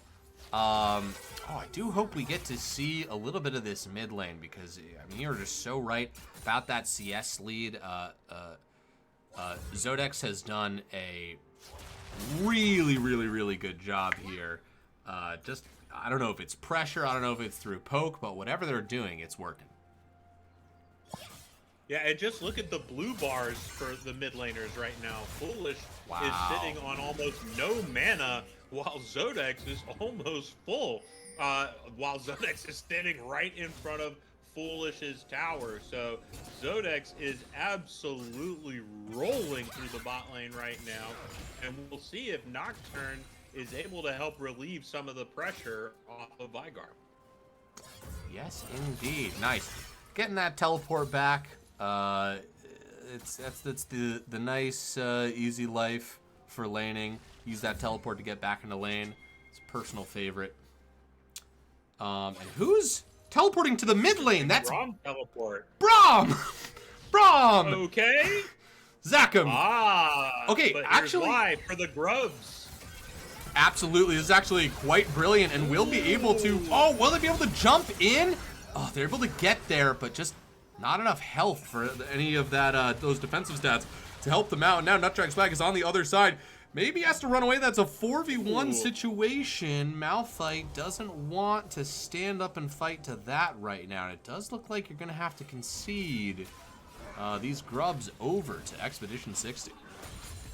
No question, LeChance. What a great use of pressure by Beast in the top lane, having the wave shoved in at the perfect time. Look at this. The ult being dropped by Aphelios right there. And Malding using the ult to give themselves a little bit of that shield.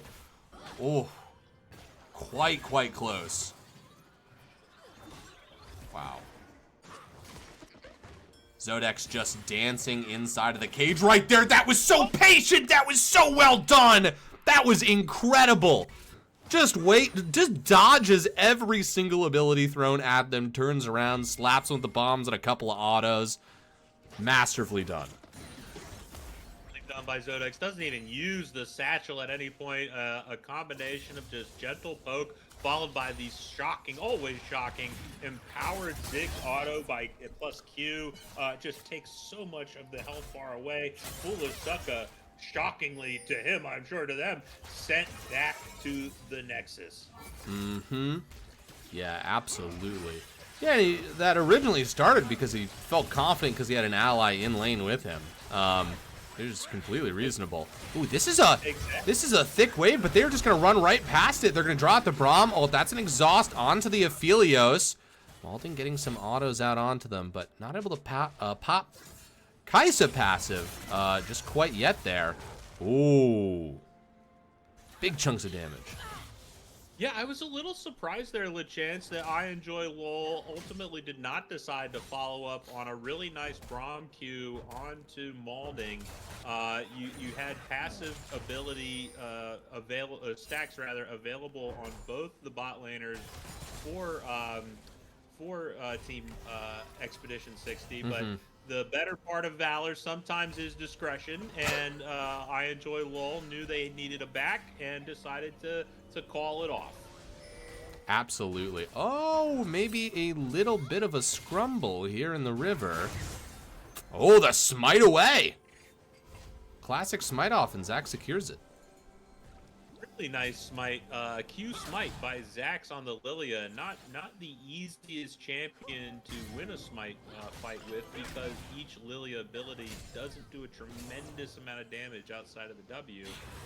So clearly very comfortable in that champ as well. Knowing the limit. Great headbutt. The lights go out. Luffy approaching, waiting to pull the trigger, and there it is. They found their target. It's the Aphelios. They cut down the Braum. That's the front line, but Zax's flashing in, and that's the Drowsy. That's the Remembers. That's the ult from Zudex. Incredible. Oh, Zudex, sorry, double kill. A dead Malding looking low there. That's a massive fight.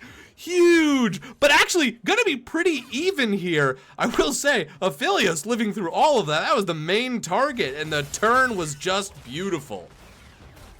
It's a 3-for-1, a 3-for. I think it's a 3-for-2. Yeah, Braum and Lilia paying the price, but Zodex making sure that the pain is felt on the other side as well, getting the bot lane and the jungler for Team Expedition 60. The Zodex is running away with this game single-handedly right now, LeChance, having an enormous impact, not only on their own lane, but now across the map. You gotta be on high alert for the power of this Ziggs whenever you start those fights. Yeah, absolutely. Ooh, 2 charges to the ult, 1 left. All right, just gonna use it to clear the wave there. Yeah, I gotta give big props for Zodex layering that Ziggs ult in the way that they did, catching all 3 in that Drowsy window. It's just, chef's kiss. But gold, not too far swinging away here. Still quite an even game, and we have got a dragon up for grabs. Both these teams have been quite thirsty for the neutral objectives, so I'm sure it won't be long before we see a fight popping up here. Very nice, Alice once again. Excellent at holding bushes, a great dodge. A lot of people in the neighborhood as forces accumulate around the dragon. Let's see though. Luffy. Right on top. Absolutely. Quite the nightmare. Poppy going in. That's a Braum ult as well. Zodex on the side here as Alice is looking quite low. Luffy diving in, trying to find an angle to get an assassination, but it's going to take Foolish Sucka walking in to get that kill. And now it's a 3v1 here as Foolish Sucka drawing some flashes. Oh, against their old nemesis. The mid laners match off here. A great cage. They're going to find their way to the turret there, but... Color me confused, LeChance. I'm not sure I saw what they saw for Team Expedition 60. You know that there's a lot of power in that Braum Aphelios, and in the last fight, Ziggs showed you there's a lot of power in Ziggs. And nonetheless, Luffy decides to camp and see if they can spring a trap. I'm not sure who was trapping who in that fight, LeChance. Ultimately, the bodies and the dragon go over to the side of Team Backflip, which that was an important dragon because it would have been the feat of monster slaying going over to Team Expedition 60 had they been able to get it.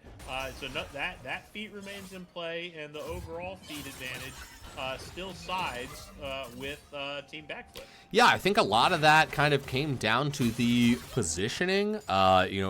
Number-wise, they were pretty equivalent there, but Team Backflip just stayed as a tight group right there, which you want to do with that Braum. You want Braum to be able to have options of who to jump through, being able to throw that shield down.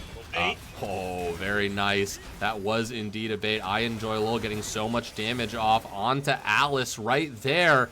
I don't know if they can... Oh my god, he did it! Zodex, a half-court shot, eyes closed. In one hand, just sipping on a soda. Beautiful. Sinks it for 10 grand. That was fantastic. Oh, they're dropping the ult here too. Zakum's gonna tank a lot of this. Malding might find an opportunity to get a kill, but that shield goes up exactly at the right moment, and they are just on fire in the bot lane there as they're able to take down Kaisa just in time. And in the top lane, Beast finds themselves outnumbered by the gank. Things are coming up Backflip. Oh, Team Backflip, I would love to hear the comms right now, LeChance, because that Ziggs ult was so perfect and so well timed. The baits are running hot and heavy. Woo! Yes, indeed, but there's the combo that was talked about in the chat. That's the Poppy Headbutt Vigar Cage combo. Just fantastic. They used it for a nice clean pick. And now let's see if they can pick something else up. Well, they've got the numbers advantage.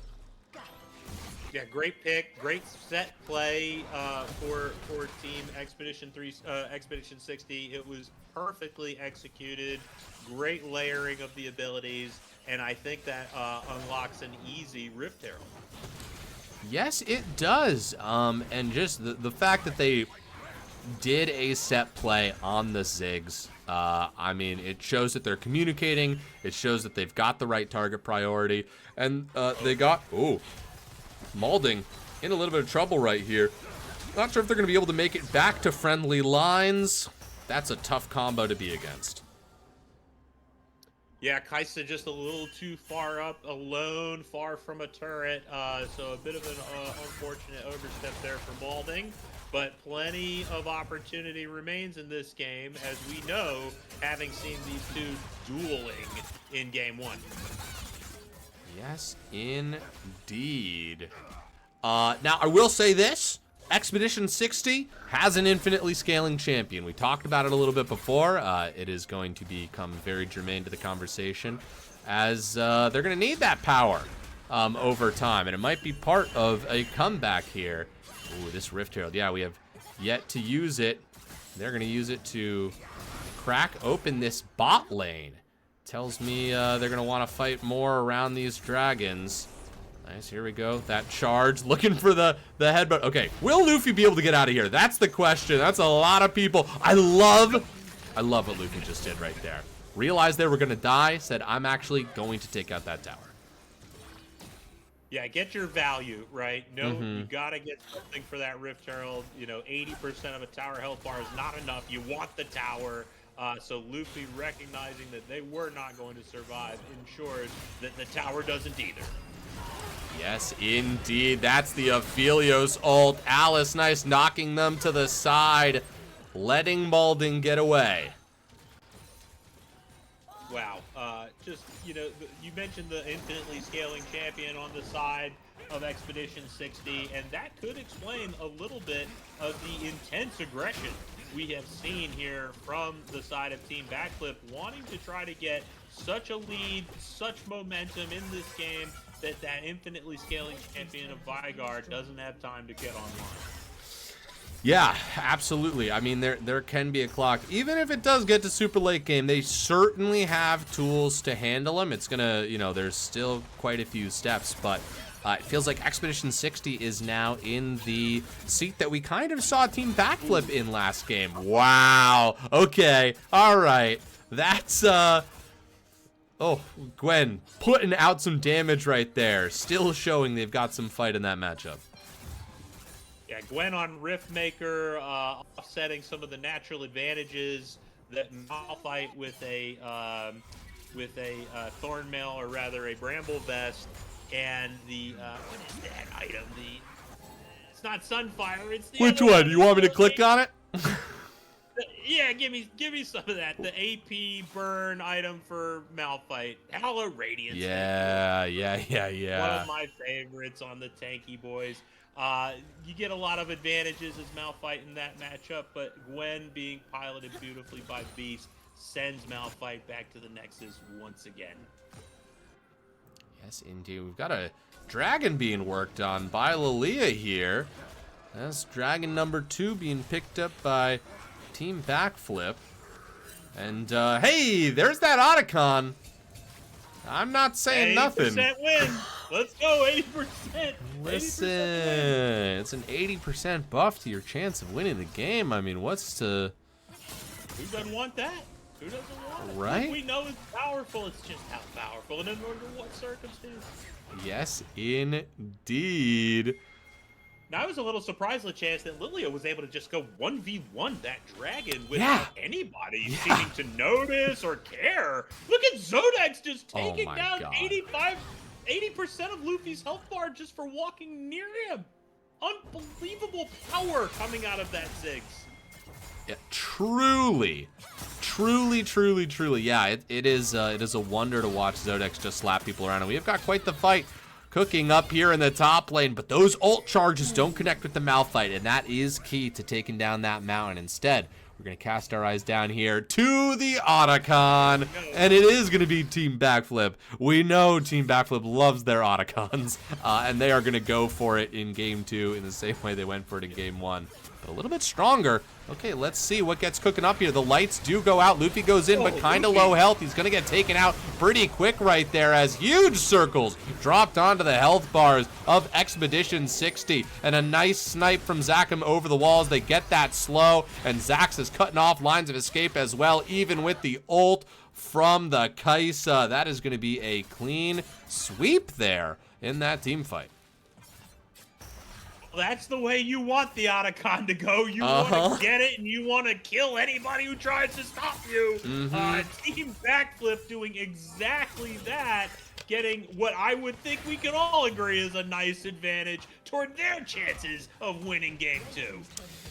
Yeah, truly. I'm just sort of noticing, you know, in this moment where Team Backflip is ahead, I'm noticing that their game plan was exactly the same as when they were behind. Truly fearless. I'm now realizing that they were just like, all right, this is what we planned to do. We are going to do this. And they've done it. And it's worked out splendidly for them. Well, and just look at the numbers now. We love to talk numbers in League of Legends, but the mid lane farm, Ziggs is up 60 CS on Vigar before we even get to the 6 kills to 3 kills, before we even get to the turret gold that has now gone into the Ziggs' pocket. 2 whole items completed and a third not far behind. Lilia up almost 50 CS over Nocturne and has 4 kills to 1, also with 2 items, while Nocturne working their way, getting close to a second item.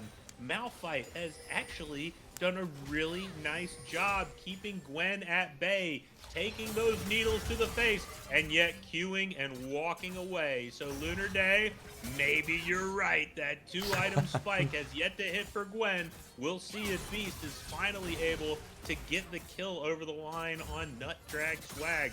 Overall, you see and of course the bot lane of Felios and Braum having a really somewhat dominant performance over the combination of Kaisa and Poppy.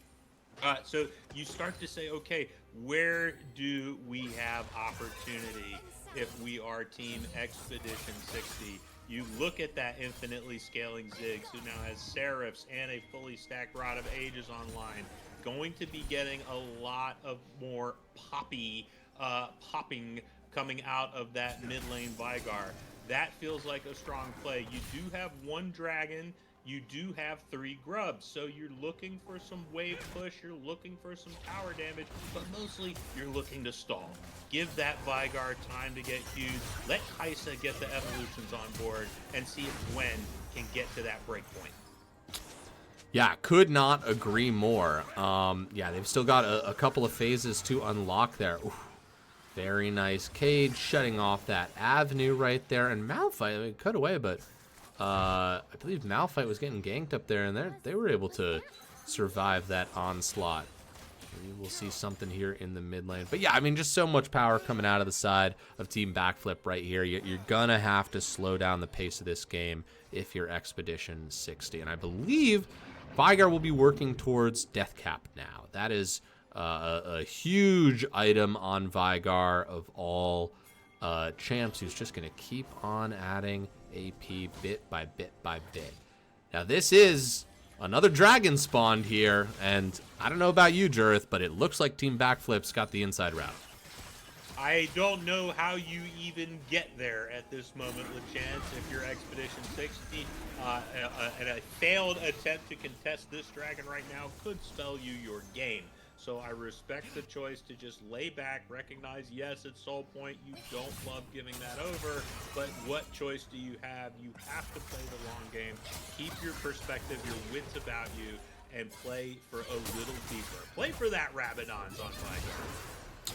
Yeah, 100%. You're playing for the Elder fight. Oh, that's the Drowsy ult coming through, and Beast surviving a little bit longer, but ultimately, Team Backflip is going to get the kill up there and put themselves in a pretty position to potentially take on this Baron. I think they are going to do exactly that, LeChance. They know how strong they are right now, and they do not want to see a repeat of Game 1 in which Team Expedition 60 gave back a lead that looked insurmountable. Team Backflip knows that these opportunities are golden, forcing out the flash on Poppy, and so they are going to be putting a tremendous amount of pressure into this mid lane and toward that Baron, and look for any opportunity to take it down. Yeah, Foolish Sucka flashing over the wall right there. Zax does go golden. They're in a choke point. It could be good for either team for a couple of reasons, but it's going to be good for Team Backflip as they've got the damage and they've got the bigger circles at the moment. 1v1 here as the Lilia takes on the Kaisa. That's going to be the double kill. That's going to be 3 members down, and that is going to be a clear and even path to Baron if they would like, or maybe just knock down mid lane a little bit more. Yeah, I think they're going to opt for some towers because towers are the way you end the game. Barons help a lot, but these are pretty free at the moment, LeChance. Absolutely, and finding a pick as it goes. And we talked about it. You can rip through objectives with this Ziggs, and Zodex is really making it happen. They've got that inhib, and now the call is made to pull off. And now I wonder if they're going to try and have their cake and eat it too and pick up this Baron on the way home. I think they're smelling cake. They're ready to smear cake all over their faces, LeChance. That Baron, that big purple worm is going to be a nice topper to this cake that Team Backflip is cooking up. I loved that metaphor. Nothing more delicious than an enormous purple snake dragon living on the top side of the map. And you are absolutely correct. They are going to eat it up. No one to contest them. Luffy in the neighborhood, but I think understands as well as anyone that when you're Nocturne, if you're going to go for a drive-by steal, that is probably a one-way ticket. No question. And sometimes you take that one-way ticket, and this would have been a good opportunity to do that potentially, but I'm not sure that Nocturne could even see the Baron to have a shot at it legit. No, sir. There's too much control right now of the entire map by Team Backflip, now sitting up 11,000 gold at 28 minutes with the Baron sitting on Soul Point. The next dragon will be up right around the time that Baron is getting ready to expire. So you would imagine, barring big mistakes, that Team Backflip will be in a good position to snag the Soul. Yes, indeed. And there is another pick for them, just throwing their weight around the map, making themselves known up there in the top side. Now, this is also an interesting push because, in theory, it's going to pull defenders away that could be getting early wards on that dragon if perhaps Expedition 60 felt like they could contest it. But instead, you kind of got to respond to this massive push. That Ziggs, that Zodex, I mean, they're going to take down turrets in under 3 seconds. And that's not without them using the turret execute. So you got to have everything here. And this, I mean, this could be the end. We'll see. Poppy ult being used. They're going to rotate around. They've got supers pushing in the mid lane. See what they decide to do. Yeah, it does look like they're gonna ride this train of supers, maybe trying to do something to bot lane. Nope, they don't have any waves down there. Just gonna be in between them and the dragon, but hold on, a cage does go down. Oh my god, but the damage is so massive coming through from that Aphelios. Luffy does pull the trigger, he goes in, tries to throw himself in the way of the other team, preventing them from killing the rest of his team. Good cage. Hold on, maybe they can find something here. Let's see, it's gotta be the Hail Mary. That's gonna be Zax taken down. Great kill. That's the jungler gone. Nutdrag swag looking quite low. They're flashing forward. They want to find angles to make this happen. The cage collecting the Braum right there, but able to jump to safety. And although they're strong, they are low. And at the very least at this moment, oh, never mind. I'm dead wrong. They are going to take that dragon. They are going to get Soul. They are going to get Soul a chance. Team Backflip living life on the edge, living a little dangerously, flexing their muscle, yes, but almost popping their own balloon. Managed to walk away. Braum doing a lot of work, keeping his carries alive, and ultimately the Chemtech, another Chemtech Soul, goes over to the side of Team Backflip. Yes, indeed.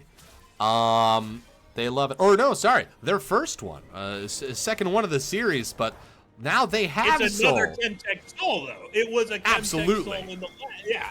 Oh, I agree, 100%. First one for them, but a Chemtech Soul once again. Interesting. You don't tend to see 2 in a row that often. It's back to back, and now they've got it with a lead. I mean, they are really trying to push us to match point of this series as much as they can. It feels like they pulled off the miracle win last game, and now they're like, okay, we need to mechanically close this one out. This is about the score sheet for the series. We want to put ourselves in a position where we have 3 chances from here on out to win this best of 5. So they are being careful with it. They've gathered every tool. We've got different people pushing in different lanes. They're really going to encircle this turret. Zax will get pushed off. Maybe they can find a pick onto Lilia. It's going to look like it. Oh! Oh, they go golden and they waste the Vigar ult. Incredible. Luffy turns the lights off. Poppy is going to go down. Beast looking quite low. Zax is going to get that kill. Just 3 members left of Expedition 60 to defend the base. That's a double kill for the Ziggs. 2 inhibs. Gonna fall. Luffy behind enemy lines. Nutdrag swag tanking shot after shot. Zodex on this Ziggs, a massive performance. Nothing left but the Nexus. And Jurith, they are going to push us to game 3 up 2-0 as Team Backflip takes it. Team Backflip answers a coin flip of a game with a dominant game, absolutely controlling every facet of game 2 from the start. A masterful signature, put it on your calendar performance from Zodex on Ziggs in the mid lane, secures the game 2, secures the 2-0 lead in the series, and gives Team Backflip 3 chances to take home the commercial championship. Yeah, they are going to be very, very happy about that. Boy, I'm looking at damage here, and Gwen dealt the most damage in the game. I wasn't expecting that, but it does make sense. They were just banging on that Malphite the entire time. Yeah, it's a little inflated, I'm going to say, LeChance, with no disrespect whatsoever to Beast on the Gwen, which looked very nice, very strong, but that's a lot of HP sitting over there on that Malphite. That's a lot of regenerating shield that you get to chunk through over and over again. So respect to Gwen. A nice performance from Zax on Lilia as well. I saw a number of beautiful Zanya moments where Lilia seemed to be dead and dusted, and then they just don't exist anymore. Golden on the map with a big performance in the jungle, really controlling every direction, every objective, and omnipresent, it felt like, throughout the mid portion of that game. So beautifully done by all the team members of Team Backflip, putting themselves in the total control of this best of 5 series. Yes, indeed. And you know, we're gonna see what the kink of Fearless does to this, because you know, with every game, more and more champs are gonna be taken off the table, and you'll have to find different ways to win. You know, I'm looking across the comps here, and you know what? Yeah, both were pretty different. Still wombo combos present in their different ways, but game 1, it was really Expedition 60 that had more of the wombo combo than in game 2, so both teams really willing to switch it up. I told Luffy I was ready for the invite. He said, yeah, you would be. I the love one it. wombo combo that we saw a lot in that game that I didn't necessarily foresee, LeChance, was the Lilia Ziggs ult wombo. Yes. Lilia would put a clump of people to sleep, and Ziggs would just rain fire, bombard them from somewhere on the map, and eliminate people. And that's where that early Ziggs power really showed itself off, was in some of those mid-game ultimates coming out of Ziggs. I mean, they were absolutely devastating. Total fight flipping ultimates. That was a potent combo. I'm taking that one home with me. A little Lilia Ziggs action sounds good on solo queue. Yeah, call in an airstrike, and they really did nail it. Comms were on point. But you know, you said it. Team Backflip, they're in control of this series. But Expedition 60, this is it. This is your moment. You gotta throw everything out that you've got. Whatever aces you have up your sleeve, this is the day in which you should play them. And you know, listen, we'll be real. Neither of us know what those aces are, mainly because we aren't as well studied as maybe some other people might be. But you know, every team's got their plays. They've got some things up their sleeves. Might be a team Backflip sub. Hell yeah, love that we've got people cheering for their teams in the stands here. Absolutely. It's such a hallmark and a signature element of the low budget LCS that people show out for their pals, people show out for their teammates, whether you're in the game or not. You can be invested in it because you know somebody who is sweating right now, trying to get across the finish line and take home a title. Right now, Team Backflip has to be feeling fantastic, riding on cloud 9. And Expedition 60, as you say, it's time to go into the bag. What kind of tricks do you have? What's that unexpected, off meta, you only know it, but nobody else does, emergency game-winning pick? I want to see it right now. I can't wait to be surprised. I think we're going to see some shocking events here in the draft for Game 3. Absolutely. Slightly off the beaten path. You mentioned roasting pigs with cherry wood before. Are you a big barbecue individual? Was that just something you pulled out of your mind palace, or is that something you've done? No, I might have outed myself as a bit of a barbecue pit master. Wow. A barbecue pit master there, LeChance. Wow. We could do a whole different podcast, a whole different stream just on that topic alone. But yes, a little cherry, a little apple, something fruity to go with your pork or your chicken. That's the way you want to go. Oh my God. And can you taste the wood in the meat? I'm not as experienced as you are. It is absolutely the case that different kinds of wood will impart a different smoky flavor to the meat. And so that is why you pick certain kinds of woods with certain meats and others with others. So you'll tend to hear about mesquite barbecue, yes, right? Or hickory or something like that. But those tend to favor your beefs, your truly the reddest of red meats. Whereas your lighter meats like pork or chicken, something like that, they like something a little more dainty. And so we go for the cherry or the pecan or the apple wood to give it that chef's kiss bit of smoky flavor. Oh, I could listen to you talk about that for a very, very long time. That sounds delicious, and you are inspiring me to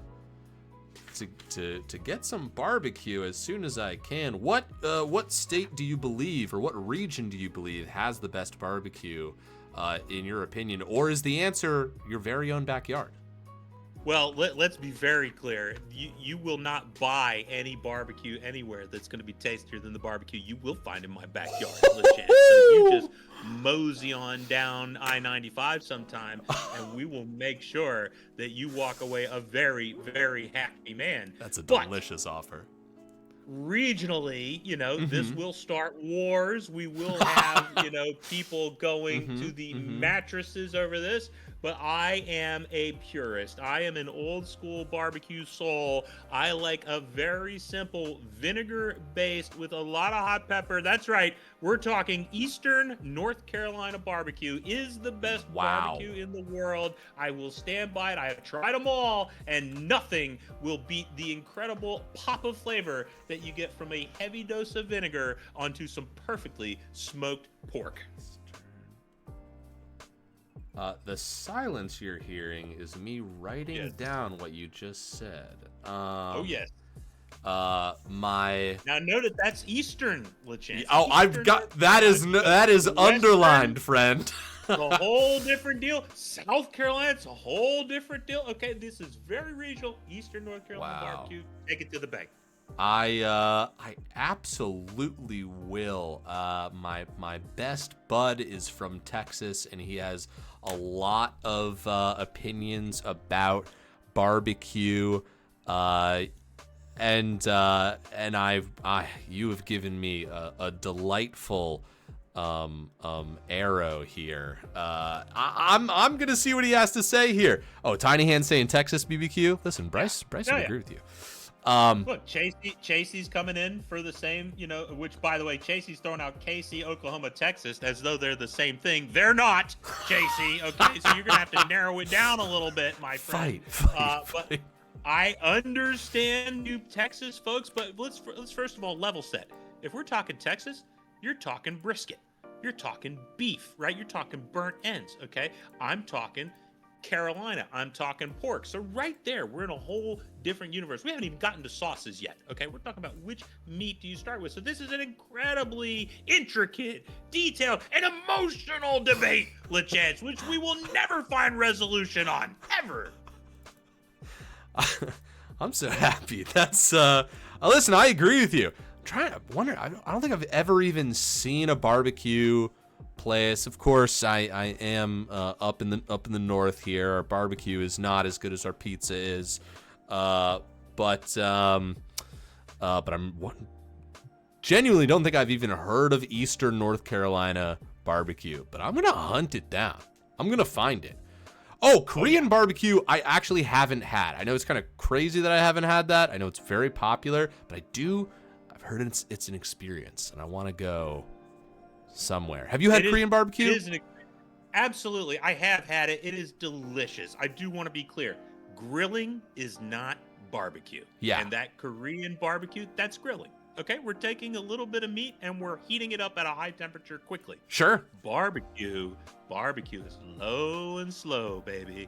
Okay, you gotta sit there and put in the time. 225 for about 12 to 16 hours, something like that. Oh man, nothing in the world compares to it. Taking nothing away from the delicious, sweet, sticky flavor of Korean barbecue. That does sound so good, and Tiny Hands, I cannot wait to go to Korean barbecue with you. Actually, very excited for that. Yeah, no, 100%. No, Lunar Dam, not gonna put ketchup on Korean barbecue. That's crazy.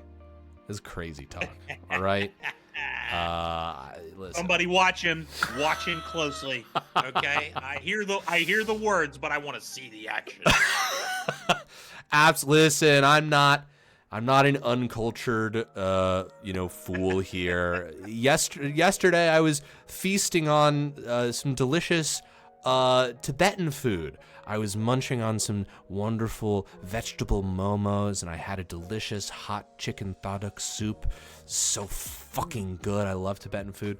So listen, we all have our periods, areas of expertise, but the one that we should be focusing on is the draft that is live right now. As these teams are locking in, finally a champion I can talk about, Ash, being locked in by Expedition 60. Oh, and the Gragas, which I believe is a Luffy special. Actually, quite excited to see that. Okay, some threats coming at me about ketchup. I understand. We're all good folks. Don't worry. I've put the ketchup bottle away. JC doesn't set the rules in hell. They're just telling you what will happen. It's not that they're doing it to you. They just want you to be on notice, legit. That's so kind of them. I understand everybody here has my best interests at heart. I understand that you've sort of jerry-rigged a crossbow to fire at me should I use ketchup on food. That's very helpful as well. Okay. Now, here's what I'm wondering right now as I look at this draft, LeChance, which, by the way, Seraphine is coming out with the Ash, and you, as an Ash stan, you are very excited to see that. Yes, I am. That combo is absolutely terrifying. Instant ultimates anytime you want them. But I'm looking at that Diana. Now, historically, we say, probably a mid pick. Not today, not 2025. This meta, Diana is almost always in the jungle. So that's where I expect to see it. That means we've got Zax piloting the Diana into Luffy's Gragas. Very exciting. 2 AP junglers, very high mobility, a lot of burst damage. Who's going to get the upper hand? That's going to be a matchup to watch. Yeah, yes, indeed. And I'm going to be honest, I haven't seen Gragas in a hot minute, but I'm excited for the big circles that he produces. And I'm also, I'm pumped on this Jhin on this side. I'm actually loving all these champions. Now, Aatrox is really interesting to me. Strong champ, can be a strong champ for sure. But if it falls behind, it's really in a bit of a pickle.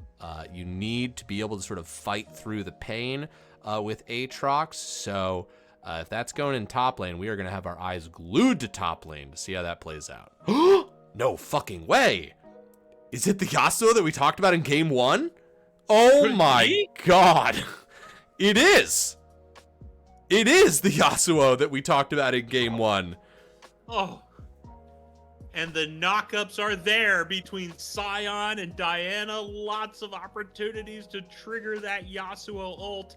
A very scary and potent and synergistic mid lane pick for Team Backflip. Yes, indeed. I'm so glad that our precog abilities have come online, and at the end of this stream, we will be providing you all with the winning lottery numbers, but we just won't be able to tell you which lottery. So, sort of use that information as you will. Last pick, Expedition 60. Need to make it count. What do they got? This is a Something mid lane. spicy. Should be a mid lane counter, a Yasuo counter in the mid lane. What do you got? No expert am I. Ah, Lysandra. Okay. Lysandra. Okay. Listen, Okay. that is pretty solid, I think, honestly. You're going to be able to be pretty annoying to be close range to, that's for sure. Diving on you is going to be a little bit difficult, and you've got some dive potential yourself. Ooh. Okay, tell me how you feel about these lineups as I tinker with the predictions and allow people to bet once more. Well, I'm looking at Expedition 60, and I just see one of the all-time great crowd control comps. I mean, every single champion on Expedition 60 has a way to impact the entire lineup in a team fight, as long as you can avoid things like your Yasuo wind walls. That's going to be very important ability.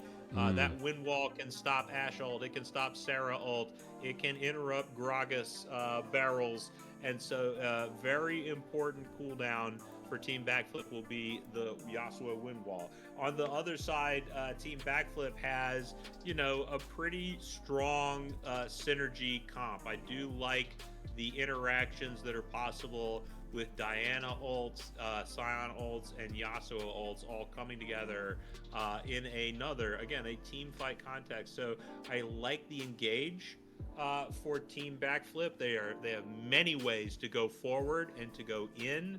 I do like the Expedition 60 long fight potential to slow things down, maybe lock people up. I think these are the most different comps we have seen yet from these teams, where each team is designed to do something different. Team Backflip is going in. They want to come find you and kill you.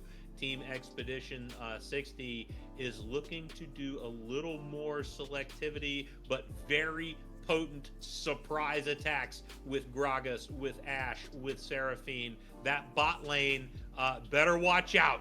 Okay, Karma and I lost the draft list, so I've already forgotten who our ADC is on the other side. But the bot lane. Yeah, who we got? We got Seraphine, Ashe, and then we have got Karma and Jhin. Karma Jhin, yes, exactly. So Karma Jhin, you get to take one step in the wrong direction after level 6, and then you are both dead, because Ashe Seraphine ult combo is incredibly strong. Will interrupt Jhin ult. Lots of good things happening there if you're Ashe Seraphine and you get the combo layered down correctly. So I like both of these drafts. I think they're very different.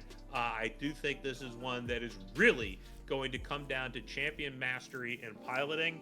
As you say, Luffy is a bit of a Gragas stan, a Gragas enjoyer. Let's see if that somehow shines through against Zax, who's looked very strong on AP jungler in Lilia in the last game, in game 2. Can they replicate that kind of performance on Diana into a Gragas comfort pick for Luffy?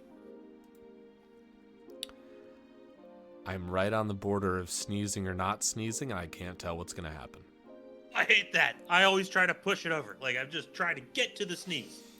Like, can we please just have the sneeze? Let it go through. Okay, it doesn't seem like it's going to be a sneeze. Ouch. The other thing I want to see in this bot lane, LeChance, I want to see which Karma is this. Is this the shield-based Karma? Is this the Moonstone Renewer Karma? Or is this the AP bonus damage Karma coming through with Malignance, where you get to proc that Mantra ultimate ability upgrade on repeat. It's very strong. It's actually my personal preference. I play a fair bit of Karma when I'm playing support. I find that shield-based Karma, it's a little more touchy as to whether you are going to get the effect of it, because the timing of those shields is so important on actually getting the value out of the champion. Whereas AP poke Karma, hey, you're going to AP poke all the time, every time, and you're going to see the value in that pick. That's going to be another interesting choice. I'll be interested to see how Zach builds out that Karma. Yeah, speaking of value, I'm thinking of the value of this Yasuo, and apologies if you already spoke on this. Whoa, wait. Is that just a spectator thing? That's got to be just a spectator thing. I think that happened last time as well.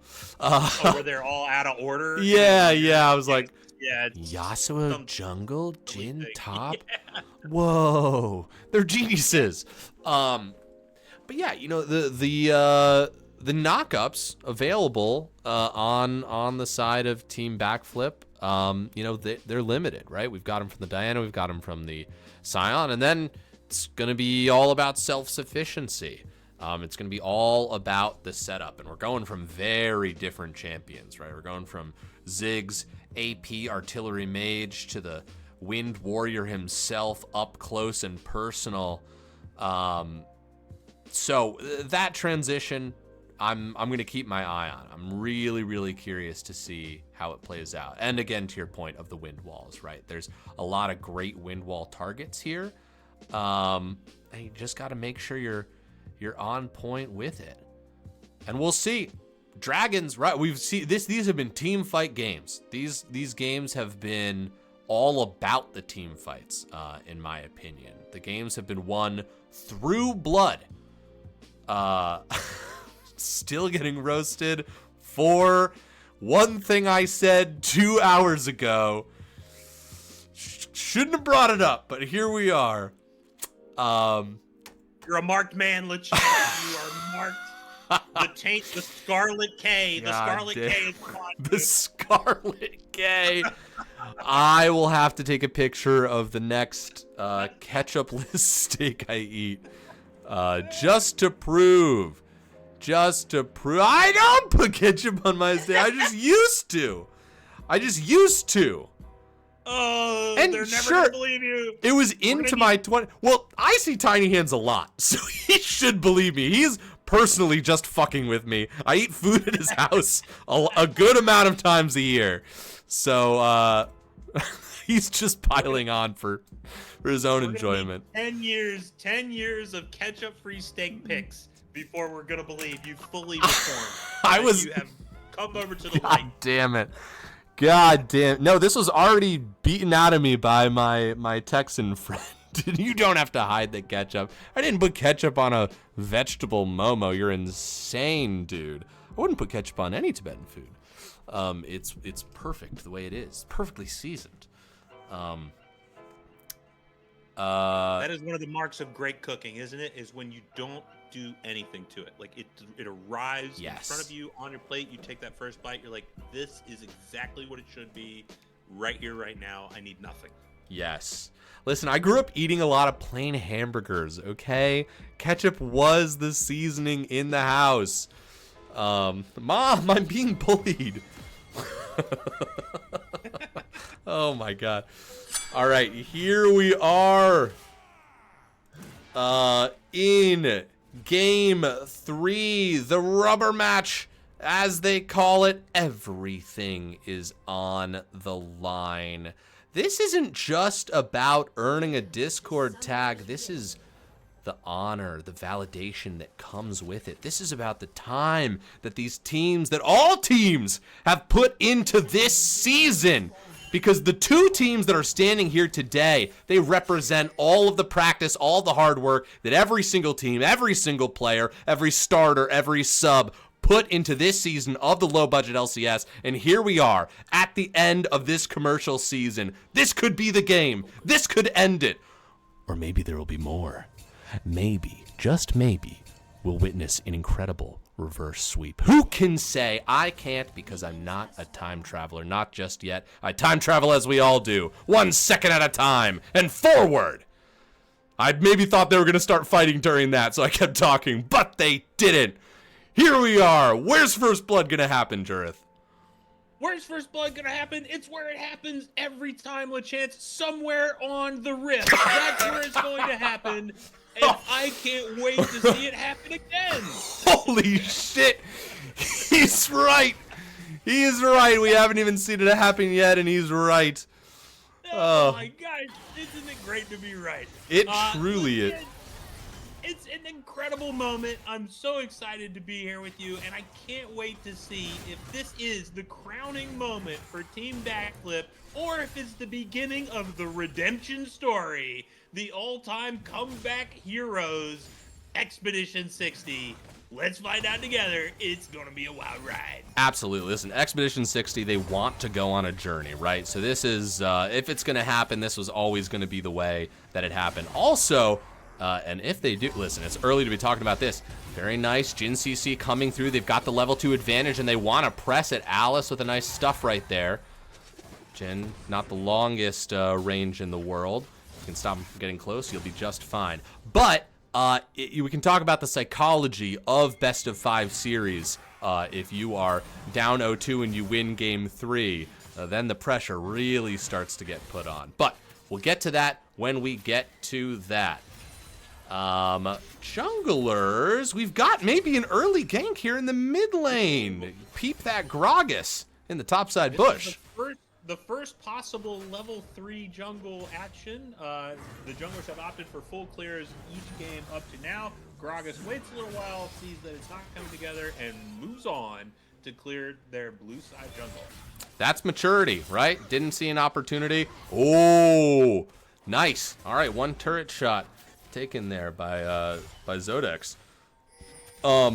Well, and remember that you make that mistake early, LeChance, and your team Expedition 60, how bad does that feel? You're on your match point, and you roll the dice on a level 3 jungle play. If it goes badly, you might feel like, oh no, I not only lost the game, I've not only lost the fight, I might have lost the game, I might have lost the series. So I like the look, but I also like Luffy saying, you know what, let's just play for a little while longer, let's get some gold and some levels on board, and make something happen when it's really, really there. Yeah, it's got to be right. Also, Malding, slight farm lead here. This has been a much more even, game 2, right? Aphelios got that early. Oh, wait. Alice getting stopped in their tracks right there. Game 2, Aphelios on the side of Team Backflip. Oh my god, the double flash. Fantastic. Nut drag swag keeping themselves alive. Hey, we talked about aces up the sleeve. Beast here clearly knows what they're doing on this Aatrox.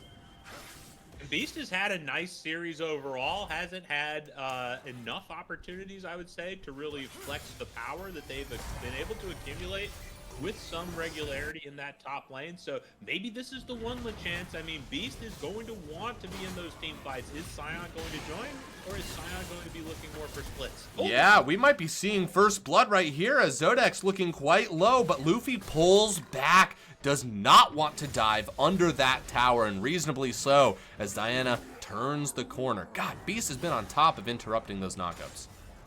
Almost every knockup has been interrupted by Beast. Incredible understanding of the matchup. That didn't even have vision on that one. Just knew that Swag was going to be channeling. Oh, that being said, looking quite low. Oh, didn't have the kick up, or Sion would probably let that one rip right there and end up getting a kill. Zodex still hasn't backed. Ballsy, yeah, Zodex, I like it. Zodex playing for the early levels, playing for the early CS advantage, and I think has really earned it in the 1v1. I think that may be why Luffy has hovered as much as they have to try to relieve some pressure on Foolish. Yes, indeed. Okay, Dragon up for grabs. Oh, I don't have that little thing up. But we know how much these teams have enjoyed these dragons, and I do think it's telling that neither jungler is immediately in position to take this one, although Gragas is walking down towards it. I feel like they've been taken on spawn in the past, but there have also usually been a kill or some other play to go off of, and so far it's just been more or less a stalemate, although with the farming lead going in favor of Team Backflip. Malding, nice, getting those increased attack speed there with their Q.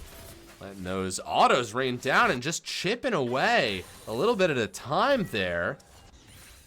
Really puts Expedition 60 in a position where they could rotate over if they felt like they wanted to. Let's see, but Diana's going to be walking up this. Oh, wow. A lot of damage coming through, but the heal has to come through to keep Jin alive there. Dancing on the edge of turret range. Really, really well done. That Jin is going to have to back off. Yeah, the power of the Ashe Seraphine combo showing itself even in this pre-ultimate stage of the game. You really can't step too far against that Ashe. If you are one step too far, you are getting no more steps at all. Jin feeling the pain there, but ultimately able to escape. Now Zodex is going to be caught out. Yeah, absolutely. Foolish Sucka dropping that ult off, and first blood goes to Luffy's Gragas. Once again, he really knows how to play this champion, and they're gonna probably secure this dragon. In all likelihood, LeChance, it's a great catch. Zodex just maybe feeling their lead a little too much, goes somewhere where there's no help and no way to escape. And the CC layering that we were talking about. Oh my god, oh, Diana no. gets it, and Zax gets it. They have spelled ruin right there as an incredible steal from Zax. God, I hate directed cameras sometimes. I really wish we had seen the lead up to that. That was really, really sneaky from Zax right there.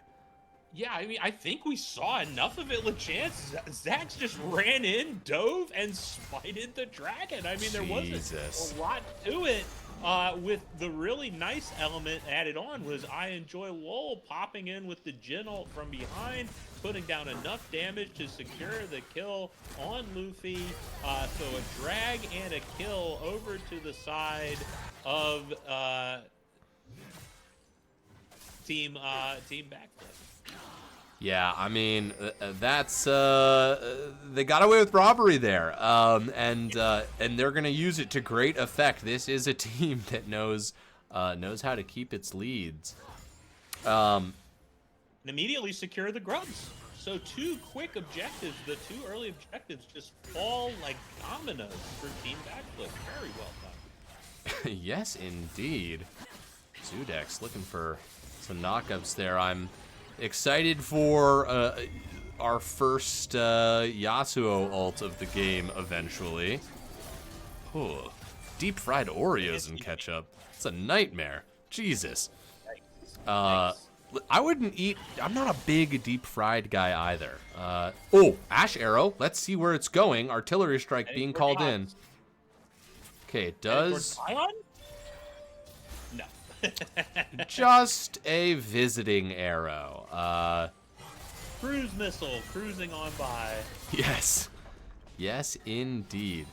You know, I as an armchair general, I kind of want to see those being used in the bot lane. Just like double CC, just slamming into a target and taking one of them out.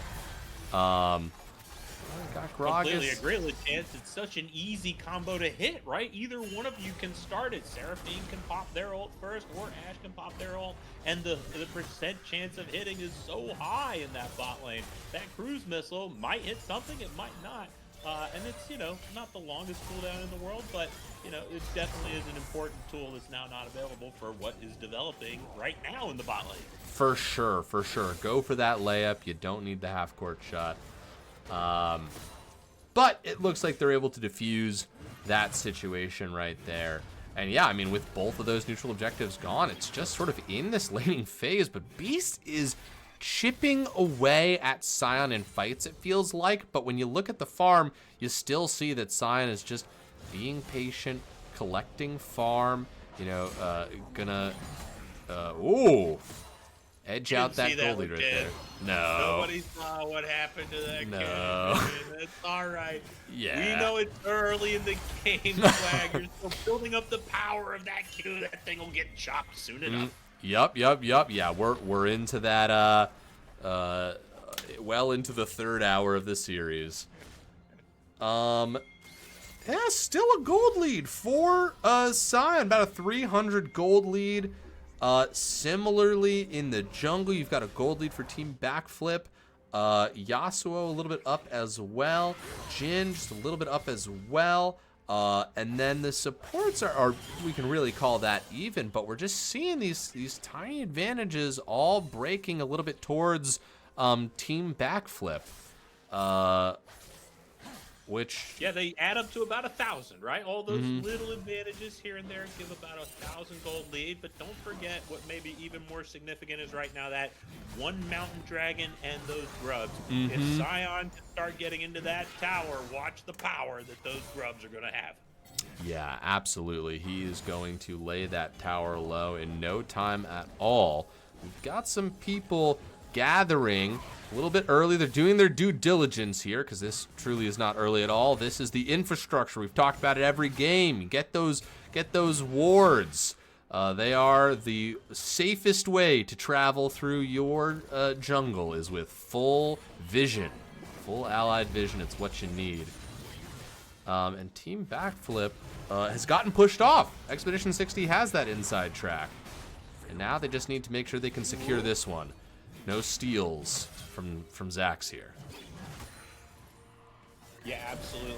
Oh, wait, they've got a pick, maybe. There it is. Oh, wait. No, pushed away. There's the arrow. That's what we're talking about. That's the clean pick up there. Karma gets taken down, but the fight is not done as they are going for I Enjoy Lol. He's looking quite low, but it's Ash that's taking. And now Zax feeling like they can do the 2v1 right there, dropping the ult, cutting through Luffy. It looks like the retreat is in order. Gonna need a shield or a heal of some kind to keep Luffy alive. Oh, Zodex gets that kill right there. All right, Zax now, maybe the target is fully stuck. Is going to flash over the wall. That's going to be the ult dropped as well. They need a little bit more damage because Zax is going to flash away. They're going to live through it, and Yasuo looking for the knockups, looking for the Yasuo ult that we've been dreaming of here. And Karma's back. Karma's back with the shields, keeping Zax in this fight. Oh, a carousel of characters rotating here. And Dragon is just not going to be up for grabs after that. Yeah, so that's 3 kills over to the side of Expedition 60 right before the Dragon. That's the kind of result that usually makes you say, okay, we are in the driver's seat to go get that Dragon. The vision is still pretty good for both teams. Everyone's going to see what's happening when it happens. But we do now see Diana, devoid of camps on the bot side of the map, having to move away from that Dragon. But Gragas isn't there either, so it's a bit of a reset after a very exciting engagement that ultimately did favor Expedition 60. We got to see that Seraphine Ash combo come through. A little bit of an odd interaction with the Gragas ult made it take a little longer than it might have otherwise, but I think we see the power that's available in the bot lane for Expedition 60, and let's see if they can find an even cleaner look here in the next minute or two. Yeah, those KDAs are really telling a story. 4 assists for both the ADC and the support.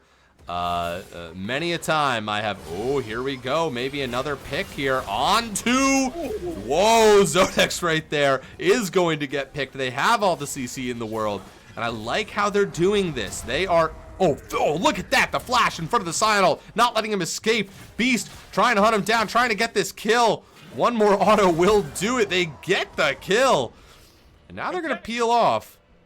Zax can't do this. Zax cannot win this, right? Surely. No, I don't know. I genuinely don't know, but Beast is certainly making an argument that they can't. Oh my god. That had to have been right on the range of turret aggro. Okay. They've picked up a dragon. Things are looking Expedition 60 right now.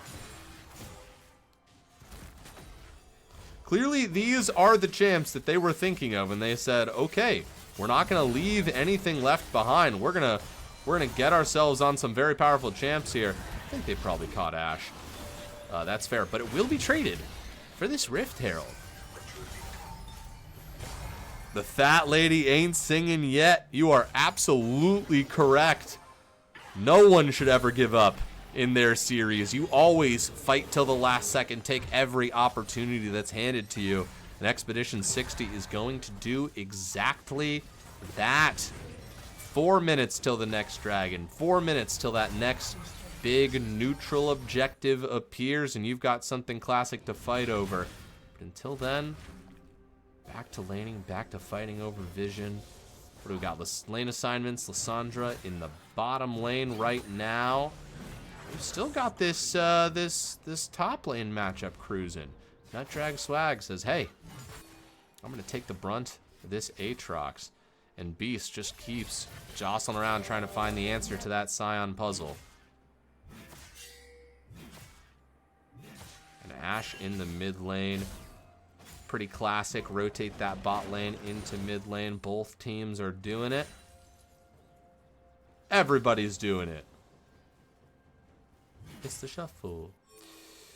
Anyways. He's busy looking for the catch. God damn it. Shouldn't even read what people are writing. Okay. What can I even comment on right here? Well, of course, it is the gank and the several fights that are going to pop off all across the map. Aatrox ulting in the 2v1. If somebody on the map can do it, it is the Aatrox. They just have to keep fighting through it, but they go on the run, and they're taken down. A pick for a pick, as now Zudix in a little bit of trouble. Zudix, sorry, keep fucking that up. He's going to get another tornado, but not enough just yet, and Sina's made their way to that tower. They're going to take it down. 4 to 8 in kills. Gold lead still pretty even. Not bad. Not bad at all here for Expedition 60. Putting themselves in a pretty solid solid position.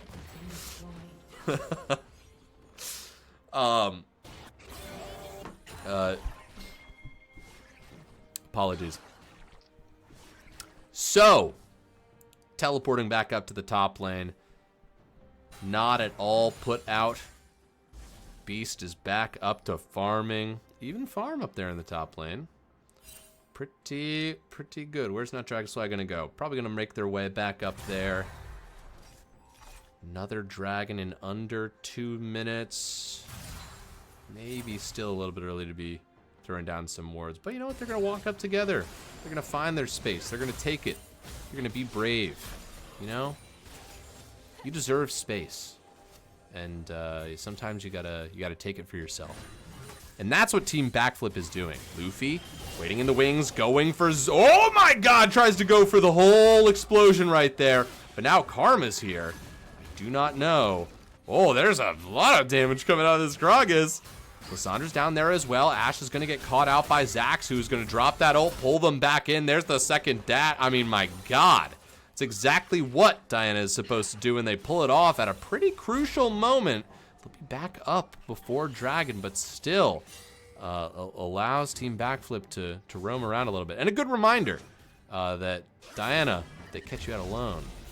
If you get caught slipping, they're really gonna take you to task. 3-0-1. Great game for Zax right here. And although, waiting at the Otacon. The narrative Otacon, waiting in the wings. Chance's dream skin is grass on your own and fails of ketchup. Ketchup is good. I'm not gonna apologize for that. It's delicious. Luffy going for the explosion. Wow! Oh my God, the flash shield from the Karma. That's a support, folks. Zakum says, I decide whether my ADC lives or dies. Although, they do go a little bit too far forward. Wow. Okay, Luffy is really, oh my God, gets another knockup right there. Just all over the place. God, if we had the technology, we would rotate time back a little bit here and trace Gragas's gank path. That was like 3 different fights. Now right to the dragon, dropping the Rift Herald. You can feel the momentum for Expedition 60. They are cruising right now. Assassin Fat Man is crazy. Yeah, man, this is Luffy's Gragas. I was not kidding. They know how to play the champ. There it is. There's the Otacon. You take it. I was about to say you catch it. You take it. 80% chance to win the game. Guaranteed. Guaranteed. Every team that's taken Otacon has won the game so far. So if they get it, they're probably going to win the game. Let's find out what happens. There's the Jinno. Opens up, pushes them off of Otacon. Scion screams so goddamn loud, but is not able to catch that Aatrox. Looking low. There's a massive. Oh my god, there's Yasuo that we've been dreaming of. It's huge. It's huge. They catch Expedition 60 with a massive tornado. There's another one. Zudex. God, my throat is so parched. Gets another kill. Zodex, I mean. God, I keep fucking that up. Massive. It's like Codex. It's like Codex. It's like Codex. It's like Codex. I've played so much Warhammer 40k. Why can't I say it right? That was incredible. That was incredible. Please talk. I need to go get a glass of water. It was the exact engagement you picked the champ for. Yasuo coming through in an enormous way in a critical moment as the big scary Otacon is being taken down by Team Backflip. It's so critical at this stage of the game when Team Backflip is down a little bit in objectives, a little bit in gold and kills. They come up huge. They wipe out 3 members of Team Expedition 60. They take down that incredibly important, statistically significant objective in the Otacon. It's a major swing right at the moment when they absolutely had to have it. Meanwhile, Scion kept Aatrox engaged and out of the fight. Diana now enormous. Zax having another huge game on an AP jungler, this time 4-0-2, sitting on 2 complete items and the Seeker's Arm Guard. So we'll be going golden at a moment of their choosing sometime in the near future. And now you have Team Backflip using their newfound advantages to invade and create incredible pressure and hard decisions for Expedition 60. Yes, indeed. But speaking of decisions, Luffy has just been on top of it. There's the massive chain of ults we talked about. Ash into Seraphine, but Zax is just pushing through the pain, finding the backline, slaughtering the squishies as they dash and dash and dash to victory. It's now Beast left alone as a double kill for Zax appears. Oh, Zudex really wants it. Although, turret does not take them out. Oh my god, Zodex like Codex. Absolutely fine. Dashes their way through the danger.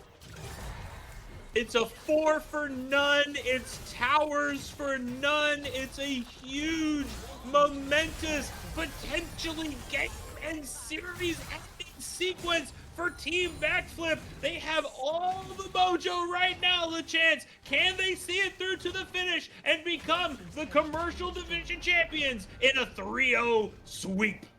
I'll tell you what, these last 3 minutes are making me feel like it could happen this game.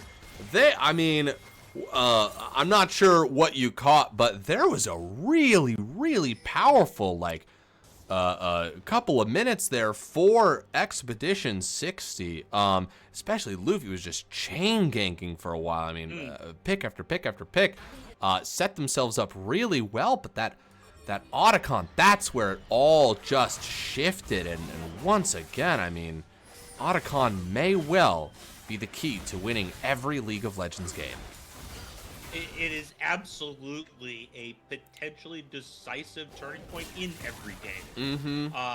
The only times it's not, usually, is when one team is just so far ahead, they can just walk down and grab that thing. But in any game that is at somewhat of a competitive state of play, the Otacon is the thing that makes you feel like this thing is now heavily in one team's favor or another. And if it is the team that both starts it and gets it and wipes out the enemy team, it feels almost totally devastating when it comes through that way. And that's how it's gone 2 games in a row now for Team Backflip. Can they translate those massive momentum swings to the victory. They did it in Game 2. They have a golden opportunity to do it in Game 3, and they're trying to add the Baron to aid them in their cause. Yeah, absolutely. Really, really smooth transition up to this objective. Maneuvering-wise, it does look like it's going to be Baron traded for the third Drake for Expedition 60. So this will be really interesting. This is a good trade if you survive the Baron onslaught. If your base isn't too damaged, but already purple minions crashing in, and that was incredible. Zax goes godlike as now the inhib is up for debate. Beast, gotta get up in there if you want to stop this push, but look, they're gonna come to you. That was massive, combined with the Jin fourth shot. Incredible. They're doing it. They're pushing to end right now as Aatrox survives a little bit longer in the fight, but now it's just the Ashe as all of Team Backflip brings themselves to bear. They did it in 3, and they did it so suddenly. They are our commercial champions. Oh my God. Oh, absolutely incredible. Wow. You can't say enough good things, LeChance, about the series that Team Backflip just played. Down 10K in Game 1 and looking like they were headed to certain defeat, they extend the game, they find their opportunities, and they flip it back in their favor, winning while still down, as I recall, about 2K gold. In Game 2, they come out with a totally different level of dominance and aggression, pushing their advantages harder and harder and snowballing the game to a point of inevitability. Here in Game 3, it just came out of nowhere, and it started at that Atacon, and the Atacon falls, and Team Expedition 60 falls, and Team Backflip, from that moment, it was pedal to the metal. Everything went their way. The snowball turned into an avalanche. Game 3 and the series and the title fall for Team Backflip, Commercial Division Champions in the low-budget LCS. Incredible. Jurith, how do you feel about bringing the team on for a brief conversation? You got some time for that? Absolutely. I was here for a Game 5, man. Let's get them in here. All right, perfect. I am going to... Okay, now I'm going to just ping them a bunch and see if they want to come on for interview. You can bring whole team. I'm sure they're going to snub us, LeChance. They're going to say, that man puts ketchup on steak. We are not going to be interviewed. People are welcome. No one has to do an interview. We just think it's interesting to get a little bit of insight into what's going on. All right, now they said yes. How the hell do I get them up here? Okay, drag us all. Can you go to community? Okay, this is, oh shit, that's my alarm reminding me to go to bed. But we're gonna ignore it right now. Let's see. Aren't you lucky this didn't turn out to be a 5-game series? Oh yeah, buddy. Okay. All right, one at a time. I will drag them. Oh, I'm going to put some of them in the wrong channel. It'll just get them a little closer. Oh, this is sloppy. Okay, I'm going to put them all in the analyst channel. What's up, Zodex? What's up? I get to be in here by myself again. Yeah, dude.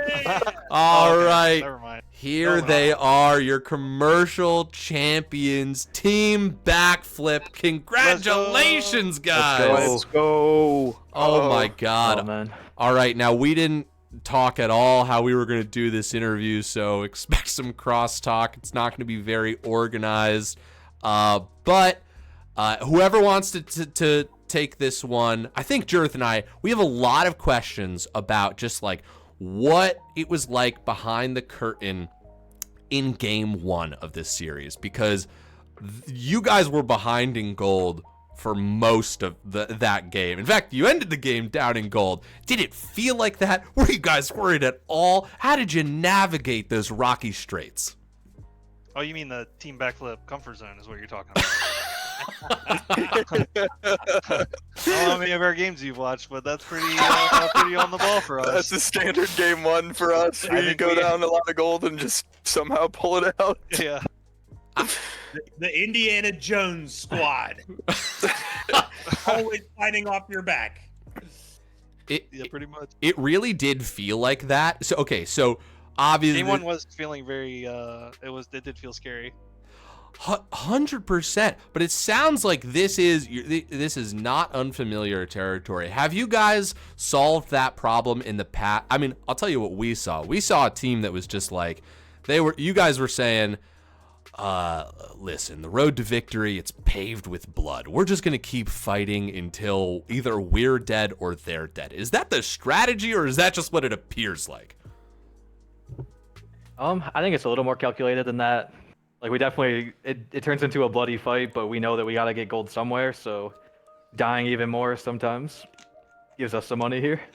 Sometimes I feel like we just kind of throw it up against the wall, and if it doesn't work, then we recalculate a lot, and then we come at it like, all right, well, we just lost this fight, so like maybe the next fight's not the one to take. Maybe we can scale better and get into the fight that way, and we'll try to pick our fights in that regard.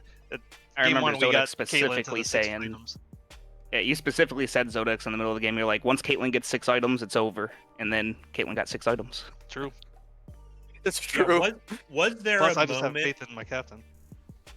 Yeah, I mean, it was really a really masterful job of just elongating the game, right? And just waiting and not putting yourselves in such a deep hole that you can't possibly come out of it if you can just get to those full item builds. Was there a moment, was there a fight in that game one where you all said to each other, okay, we're there, we've made it back, we're on an even footing, now we can look to try to, get an opportunity to win the game? I don't yeah, think I'd say there was there like a was. defining moment. Like, Yeah, like maybe I think kinda we knew all we were just like behind. hit. Yeah, we start hitting, and I think we realize we have enough damage to kill them. Yeah. I think we rely a lot on our solo laners. We have really good solo laners that use TPs well in the late game, so we're able to stall out like basically any game because they just communicate between themselves to always hold a side lane. And our 4-1 is like unmatched in my opinion. I think we play 4-1 really well. Yeah, speaking of teleports and that sort of group decision making, talk to us about your Atacons. How do you decide when it is time to take the Atacon? When do you contest it? When do you go all in? When do you run away? Oh man, there's a lot of scenarios. Yeah, that's a there. loaded one right there. Yeah. I think I'll in these tell you, games, we from played a lot where of we it were as sitting, cross. From where we were sitting, you guys are just like, we're fucking taking the Atacon. Like, we're gonna win, we're gonna fight No, that that's shit, true. and whatever happens, happens. I That's think true. in the My last two jungler right there. games, I'm just screaming at people that Yeah. I'm going to run at them, and you guys should run at them with me, or I'm gonna look like an inter. Is like basically where we're at, and I just have a lot of faith that they're gonna follow me, and I'm just gonna dive and kill myself if that's what it takes. I love that have a lot Yeah, of you. that's faith King Smite Seal right there playing with too. each other. So. I love, Zax, that you hold yourself hostage as a strategy to get the rest of the team to come to your aid. I think that's fantastic. You got to. Oh, man. They play around their inting jungler instead of flaming me, and that's like my favorite part of Team Backflip. I mean, listen. Yeah, I've definitely never flamed you. You topped the damage charts on that last game on that Diana, just diving in, time and time again. Really smooth stuff. Now, talking about that last game, that game 3, also kind of a similar question that we had about game 1, because that last game, the momentum switch, obviously all at that Otacon, massive Yasuo ult coming through from Zodex there.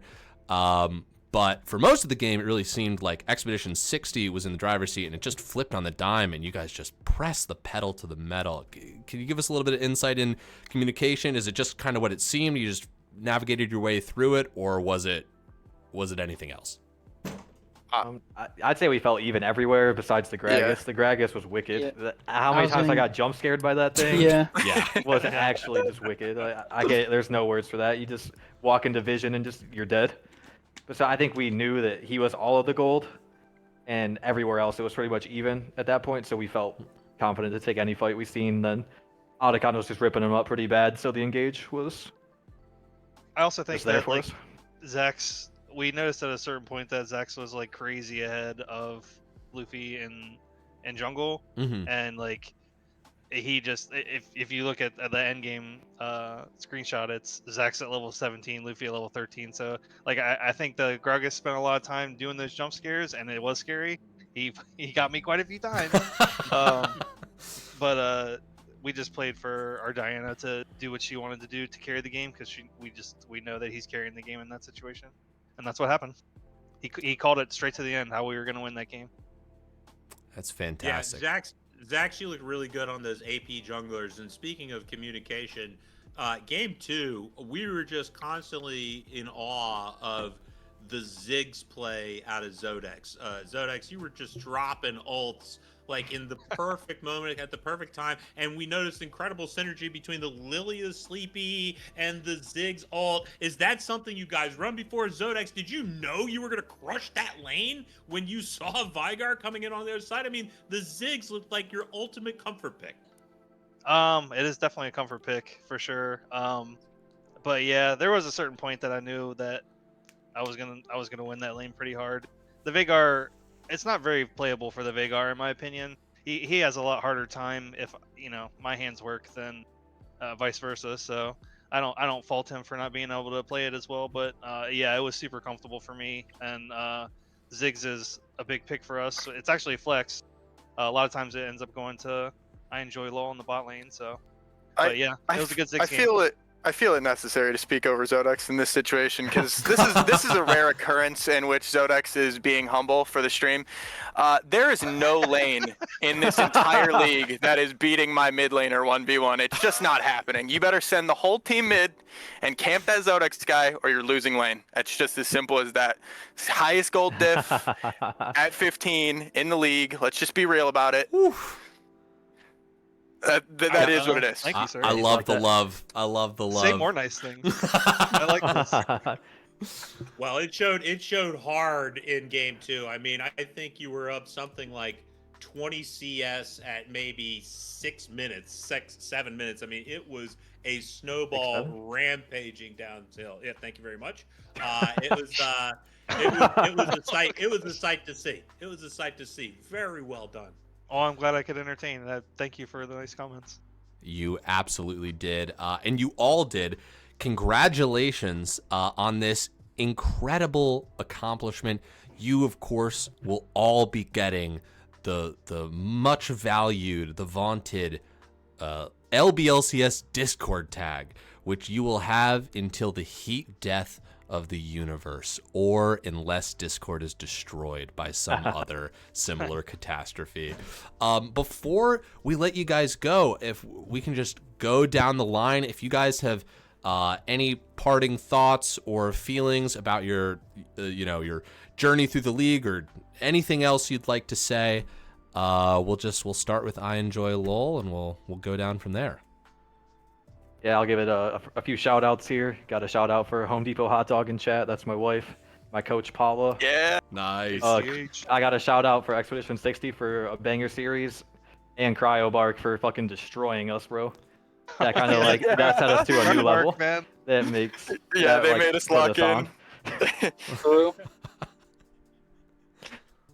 But yeah, just thanks for hosting this league again, and after 5 seasons, finally getting the chip feels good. Hell yeah. All right, Nut Drag Slide. We'll just go down in whatever order you guys are in Discord. I just want to shout out my team. I know I play weak side a lot, so I know that I don't need a carry, and I just need to stay even, neutralize the other top laner, and if the other top laner isn't fed, I trust in the rest of our team to carry. So shout out to my team, and shout out Home Depot Hot Dog as well. Yeah, thanks guys. That's his sister, by the way, just to clarify. Nice. Yeah. Nah, yeah. You Teammates, got by the way. another man's wife. I'm not sure. Yeah. You know, Yeah, well, he's my brother. All right, He's good brother. clarifications. Good Oh, clarifications. Important. That helps me. I was worried about you guys, but that helps me a lot. All right, Zach, what you got, baby? Well, it was fun playing another season with the goats of the LBLCS on my team. Feels nice to finally win one. And that's about it. Jeez. And you're forever better than Jared now. True. Rainbow. He might blow up on me that he got a second, but I'll take a chip.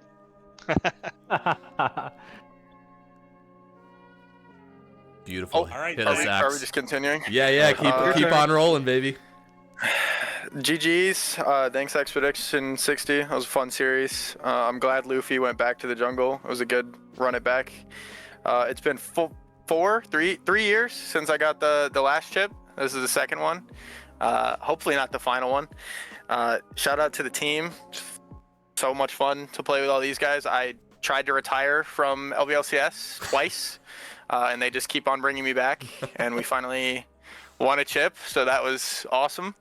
And yeah, shout out to all the friends. Home Depot Hot Dog. She's actually our CEO as well, not just Josh's wife. She's the CEO of the Team Backflip org. Shout out Chicken. G Spaff, our sub. Galimbo fan, our sub. We've got subs on deck. They get a title too. So yeah, big shout out to Can I throw everybody. one more shout out in there? Shout out Squints, my goat. shout out Squints the goat. He actually recruited shout out me John Ford. in a weird way. Do that. Last but not least. Maybe least. I don't know. I just want to say thanks to my team. I know I'm not always the easiest person to play with. I'm definitely hindsight Harry, and I do a lot of the criticizing on the team. So I appreciate you guys for always putting up with it, and also thank you to LBLCS for putting this together, because I would never got to meet this group of guys if this didn't exist, and yeah, I love these guys, so thank you all for that. Shout out casters for real. Thank you guys Yeah, for shout out. taking your Thank you time guys for everything. and streaming. I know Yeah, it's thanks, been guys. hard to get people on stream this year, and hopefully we can get more casters next season so you guys reduce some of your workload. This guy is politicking for a caster role right now. Oh shucks, we appreciate it. Yeah, hit us up. Send us a message, man. Oh, also then I shout ended up out Josh's playing, you know? wife. True. Hell yeah. Awesome. Does anyone have anything else? I do not want to cut anybody off. Okay. I think it's good out of me. I'm good here. Perfect. All right. In that case, we are going to let you guys go victoriously, and you will be receiving your Discord tags sometime in between 10 and 15 business days. We'll figure that out. But congrats again, guys. Incredible series. So fun to watch. Have a wonderful rest of your evening. Thanks, guys. Thank you. Love you, See you LBLCS. guys. GG. See you next year. GG's. Jeez. All right, that was your commercial champions team Backflip. Absolutely incredible acrobatics as you just witnessed on stream. Of course, narrated by the great Jurith. Thank you for joining me tonight, man. This was a ton of fun. Chance, it is always a pleasure. We lived, we laughed, we loved, we watched some League of Legends, we dissected barbecue and ketchup on steak. It was a time, one that will live in my memory. Can't wait to do it with you again and to be back with the low budget LCS community in the future. GG's, everybody. Absolutely, one that will live in your memory and on YouTube. If you want to go watch this VOD or show it to a friend or whatever, we just put these things on YouTube because it's nice for people to be able to look back and remember the memories. Anyways, I have been LeChance. Thanks so much for participating in the Low Budget LCS, whether you volunteer, whether you play, whether you just show up and watch streams, whether you're just chatting with people in the Discord. However much or however little you choose to participate in this community, it is what makes it such a fun one to be a part of. So thank you all to everybody, and to everybody, have a good night.